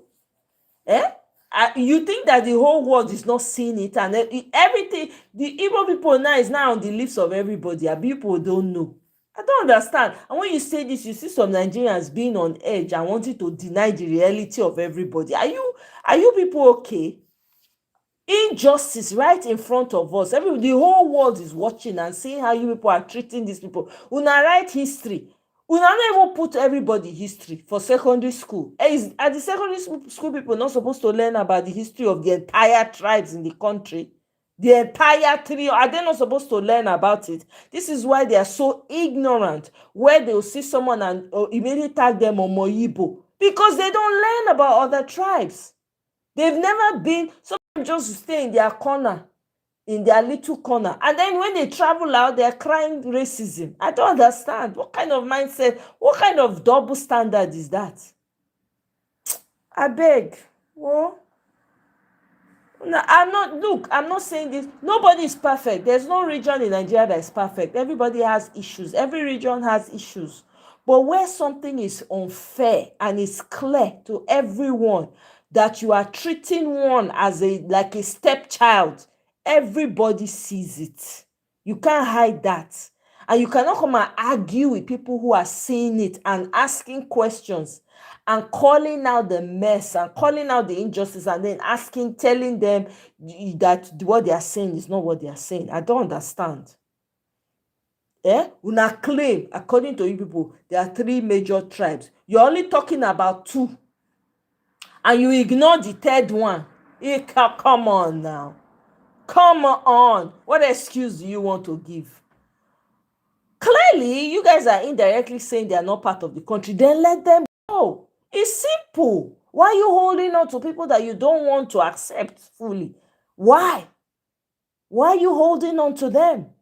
Let them go and live their lives. Matter of fact, let everybody go. Because that country has failed everybody. Let everybody go. Let the northerners, the Muslim North, go to their own with their few states that they have. Let the middle belt stand on their own. Let everybody go and answer their father's name. It's not by force to stay together. It's not by force. You cannot be beating a child and telling the child how to cry. It's painful. Other people are watching this and it's painful. Look at the American guy in Yewata rebuilding. Look at the anger that guy is speaking from. The pain that is, you can tell that the guy is pained by this injustice that's happening. And then some people will still come and say, I beg, what is his own? What concerns him? Are you okay? You want to tell the man that what is happening is not what is happening? You want to, I don't understand. You be magician. You want to change him from white to black? As the man they see white, you want to change him to, I don't understand. It's the same thing.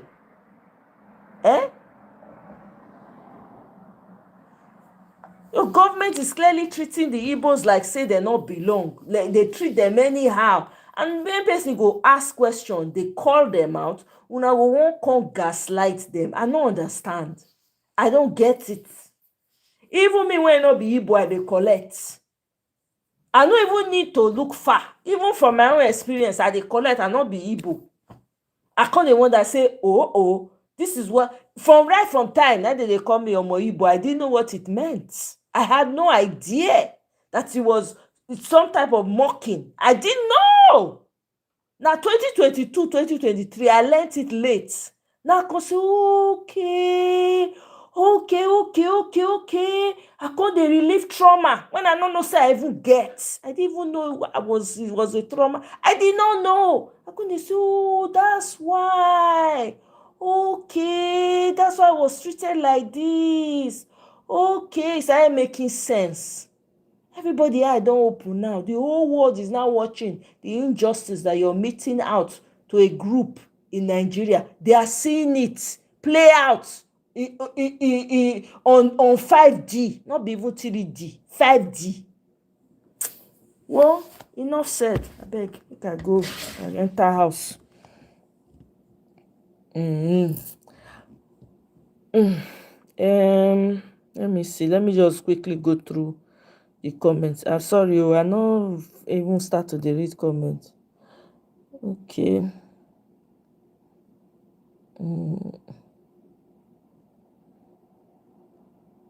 Sunday Igboho, thank you. His name did not come to my mind right away.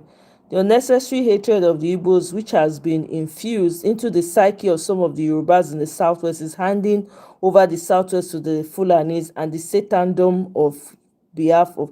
Exactly. They are even saying, some of the Yorubas are even saying that they would rather buy in. This is what they are saying. Go and look. Go and look at their tweets. Even on TikTok, say they rather Fulani buy. Hey God, I never see you.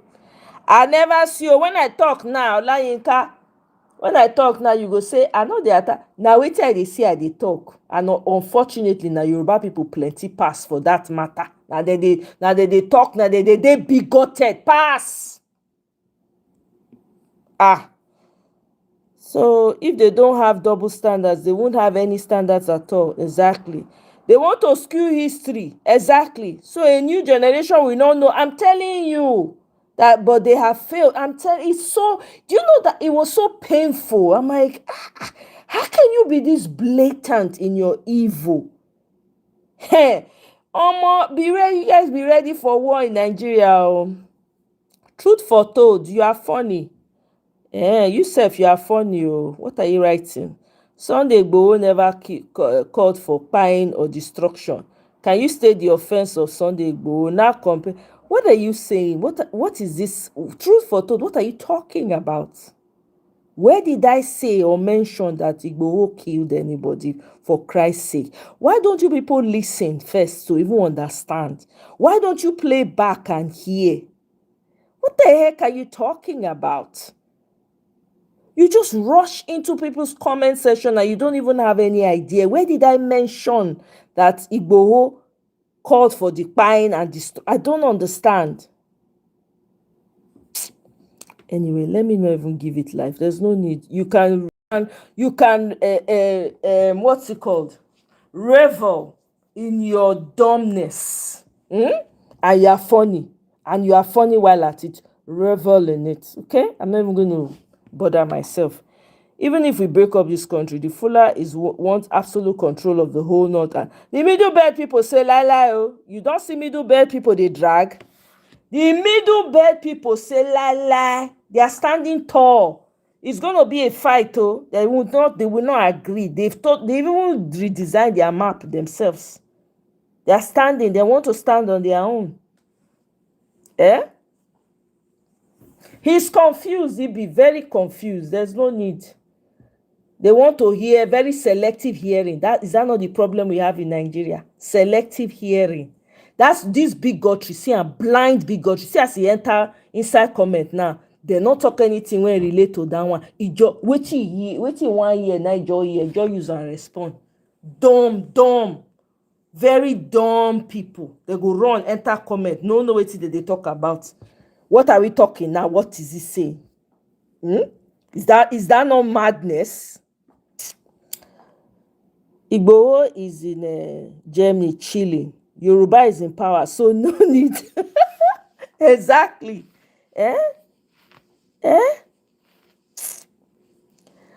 Truth, please rest. You don't know what you are saying. You are dumb. You are a dumb human being.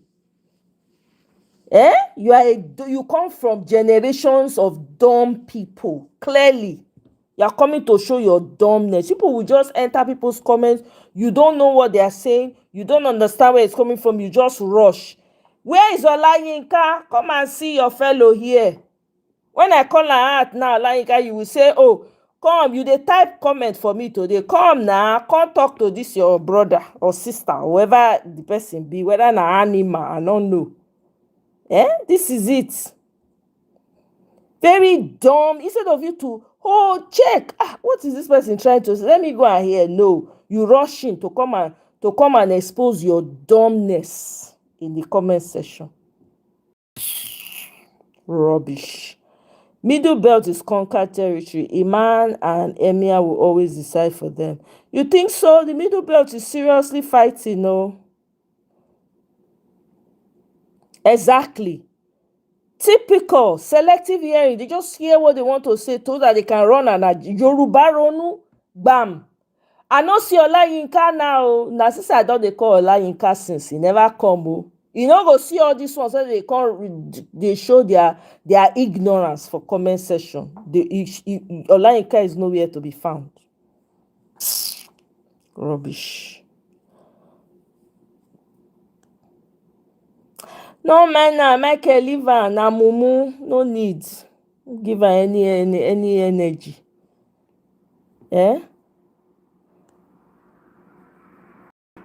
Abio, the self-determination of Oduduwa people, they don't hold am now. I have said it. Tinubu is doing Yoruba national at the expense of the whole of Nigeria. That's what he's doing. He's enjoying his Oduduwa Republic at the expense of everybody. Baba is enjoying his own Oduduwa Republic. That's why he surrounds himself with, and the most lowest form of Yoruba Ronu that he's surrounding himself with. All of them dumb. I've never seen. None of them is even showing working to say, no, he tried at least in this one, this position. This person is doing extremely well. Not one single one. Minister for power, zero. That one someone that they own off refrigerator. Oh, my mother, they off freezer. All of them dumb. Ononuga, that one just they make a fool of himself for Twitter. That one they camp under Peter Obi tweet. As soon as Peter Obi drop tweet like this, he be like dog when they put for house. When you throw bone at, he go rush. Na so Ononuga be. I never see human beings like that before. This man just surround himself with inept criminals. Not one single, for a region that was boasted the most educated, the most, you understand? All of them, nothing to show, nothing. All that you see all around, dumbest, all around. The bottom barrel, the worst of the worst, from the gutter, beyond the gutter. I don't know where I pick them from. They not see it will say even give us wetin they call am. He put people when they sabi amongst the region we for not quarrel. At least for they do the work. You not see any of the ones when they sabi do the work to put. You not see the likes of Dele Faro to me. Not see, at least it to say as he enter, he choose very people that will work and really take his regime far. I for not complain, no. I no lie to now. If people they see, it's only Yoruba people, I for not they complain because why? They are doing the work. But he just went to select the bottom barrel from the worst, like rejected bags of rotten human beings. Just put them all around. Even state governors, the same thing. Look at the Ogun state governor, nothing to show for it. This guy went with his friends. That boxer went home with his friends. No ambulance. They had to be no, God forbid.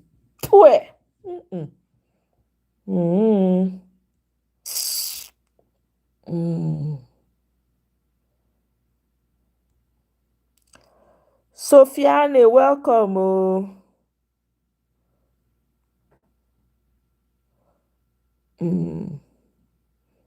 If chicken freeze off the freezer, Abi, once you freeze your chicken finish, put them off.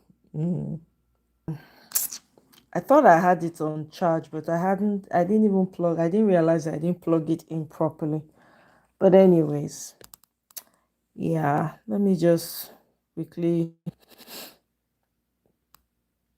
Let me see.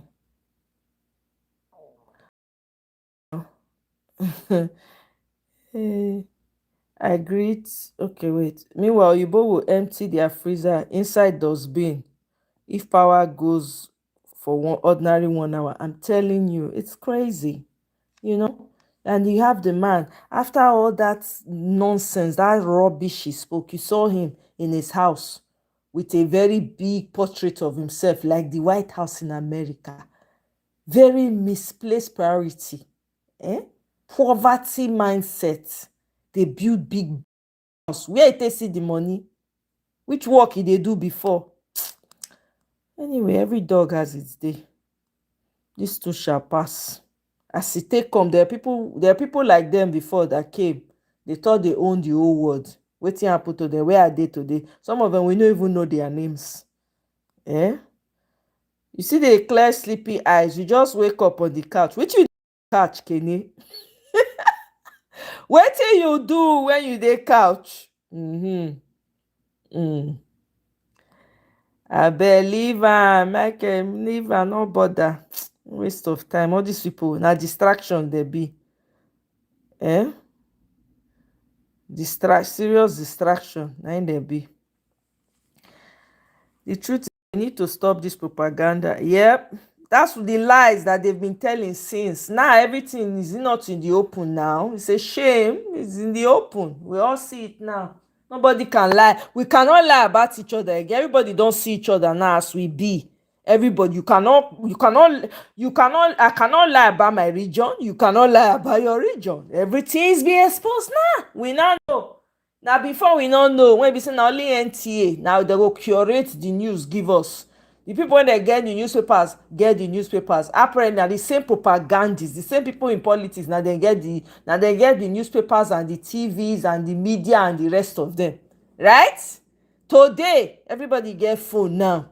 They record their story. They tell their story. They tell their history. You cannot lie about people's history anymore. Everybody now know their history. If I want to learn about my people now, I know where to go. I know the story about my own people. You cannot come and lie to me and say, oh, by the way, lie, Kojo. So everybody now, historian, journalist, photographer, you are your own photographer. You are your own everything now. So what are we talking about? Please, in order for us to move forward as a people, all of us need to know what we want. If everybody wants to go their separate ways, which me I stand. The only reason I'm even talking politics now is because of Peter Obi. That's just the truth. If Peter Obi not there in the midst, I no go stress myself. I go follow on they do. Let's divide the country. Everybody go their separate ways. In the light of everything that is going on, I'm expecting every community, every region to make sure that they are getting good governors in. If you have good governors, if you have good leaders in your region, some of these things that you're experiencing, you will not be experiencing it. You won't be feeling the impact so much. Abia people are not complaining. Do you see them complaining? You don't see Abia people talking the way we are talking. They don't. They're not even engaged like that politically. If I thought they come out now just because of Peter Obi, they all talk small, go back. They're enjoying, they're flangering. Me, we are here, doing night watch, night and day, talking Nigerian politics. Night and day. Because our regions have been turned upside down by a Milokon, Tulumbu. Snatch it, grab it. You don't snatch almost all the states. Our own na even call was pass. He give us Olodo, proper Olodo. Now you just put for there. That one not the here. Now let go. If they here, not the here come. Anything when you like for states when you not reach, you not reach 20 million. You say you want give Tulumbu 35 million. I don't know where I want to see the additional 15 or 20. I don't know where I want to see it. Disaster that's taking over that state. Say this man impose governor. You won't come do again. Come bring their own version of Yaloja. Come states when we know they're familiar with all those nonsense when they do. Yeah, we are. But why? Because you also have leaders in your region that are greedy bastards. And you have traditional leaders that also want to be politicians by fire, by force. Guess what? They will collect small thing at the back, collect millions at the back, come in front. They want to live the luxurious life at the expense of the people. They cannot do PIM. If they do anyhow now, the man go just do them anyhow, shake everywhere up. That's where we are. You don't touch everybody now. He's a strategist from Bodilon. You don't touch everybody for everywhere now. Even his own people in Osun State are not spared. Local government allowance when those ones are supposed to get, they are not getting. He withhold them. The man does not give a damn. So sometimes when I see that people are still fighting, as long as it's my person that is there, the man does not care about you. If you like, shout from "It's my person," then I'm there. At least it's my person that is there.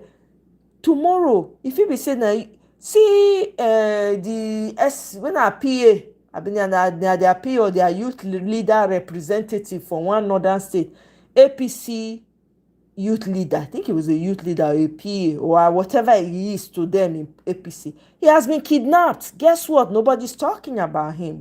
Nobody cares because he was part of them.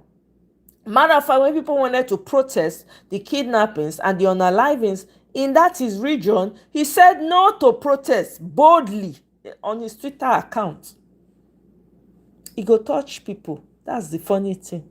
Go touch everybody. He say no touch you. The many people when they don't buy no hospital, no medication, no emergency services. Some of them. So the girl that died from snake bite, they went to look at her Twitter page to see whether she don't talk for politics matter. Not one comment, not one push, nothing, nada. Guess wetin? Na snake na come bite her. E reach hospital, they not see anti-venom give am. The first hospital, they say they not get it. Go another one, they say they not get. I think there's a story surrounding that hospital as well. I didn't even go into I don't even bother to go listen to her more and more to find out, but I not bother. There's just too much information, too much that I there's so much I can do. When they say get involved, the only way we're going to win this is everybody to come together. No, some people want to stay bigoted forever. What am I going to do about that? I'm not going to do anything about that. I'm going to fight. I'm going to continue to use my voice to do what I can. The small one I feel do here and outside, I will do what I can. You understand? When you are busy doing bigotry Olympics, it's my person, it's my brother, it's my father, it's my grandfather, it's my this. I will rather let him do whatever. Look at what's happening now. The coup that took place is all Fulani from A to Z, all Fulani. You see say Milokon came out. Do you see any Yoruba Ronu come out to say like oh, it's Fulani coup? No. But the one when it happened with the Igbo, they say na Igbo coup, they tag am Igbo coup for how many years? Not be only recently they can't come out, the Babangida first come out, another waiting they suppose don't clear since. You see the wickedness in that country? So people have been suffering for no good reason for years. And people will come out boldly then and say it was an Igbo coup. They won't be arguing about it. You see, Now, Fulani people don't stay the stage coup to remove a Yoruba man. Everywhere is silent. What is happening? Are you people afraid of Fulani people? Are you not the ones in control now? When I talk now, they say, oh, here's the thing though. It is everybody seeing it. It's obvious. All this quiet. Let's not talk. That's why we are where we are today. And that's why the South, their voice has disappeared because their leaders, hush. Go back, go collect money. The greedy ones go collect money to sabotage their people. That's why the South does not have a voice. Even though now the South, they feed the whole of Nigeria. The oil of the South is feeding the whole of Nigeria. The Lagos that they are saying, my Lagos, not your Lagos. Now the oil they take build down. But the resources when they not now northerners get them. Only them can do that because the southern leaders are weak. Weak people. I hope we get it right. And while getting it right, I hope we all go our separate ways because this whole union is not working. Pan-Africanism is dead in the water. With everything that is going on in Yewata, I was expecting to see Pan-Africanists on the ground in Yewata, building houses and say, no, these are our African brothers and sisters. Let's go and help them. All the people in the IDP camps, I expect Pan-Africanists to share themselves to different places, to go and return these people back to their homes and talk to the Fulani people and say, stop killing you. Don't you know it's your brother? You have the same skin. I was expecting that, but lo and behold, it's not happening. It's easy to be Pan-Africanist when you are speaking and trying to feel self-righteous. It's a black and white agenda. All skin folk ain't kin folk, man. If I didn't know that before, I know that now more than ever. Because guess who is coming to the rescue of the blackies in Nigeria? Foreigner, now they document all the massacre when your government the massacre. How many of you they take note? How many of you they count? How many of them they grant? they check, they make sure, they report, they give security report. How many of the Pan-Africanists are on ground? I beg you, I go sit down for one place. Pan-Africanist call, Pan-Africanist knee. They are not send us again, no, Sydney. They are jollophing their life. And I'm happy for them. When you fight, thank God forever for this woman, Oti. When you fight, good fight, you see, and that woman say, if I perish, I perish. She made sure her people got the right governor. The rest of the regions, greed, don't finish their life. My own state government, they give them 5K that day, they open teeth, they collect. Look at now, they are crying every day. They can't go to the farm. They are crying, kidnapping here. Apart from certain villages where the traditional leaders, God bless those traditional leaders, that insisted that they do not want any cattle or any cow rearing in their communities. They banned them. Apart from those communities, every other community that have tradition, that have traditional leaders that are sold out, they are kidnapping people like there's no tomorrow. Like it's going out of fashion. Every day, kidnapping galore. Yes, now when you talk to Abia people now, they don't even, it's as if they are in a different country. They are not with us. If Abia want to succeed now, it will be easy. Let them go and jollof. I will buy ticket happily and go and visit them. I beg. I go and do holiday there. The state is peaceful. There's no wahala there. They are enjoying themselves. Yeah. Even in his presidency, na Fulani get am. Not be Gumi send and go Turkey. Did he not go? Did he not run to Turkey to go and do the bidding of Gumi? What are we saying? He went one day, they born away may not go. When he carry coat of arms, wear. I don't know how he take comot for us. His son not see him. Because his son goes everywhere with him. His wife not see him.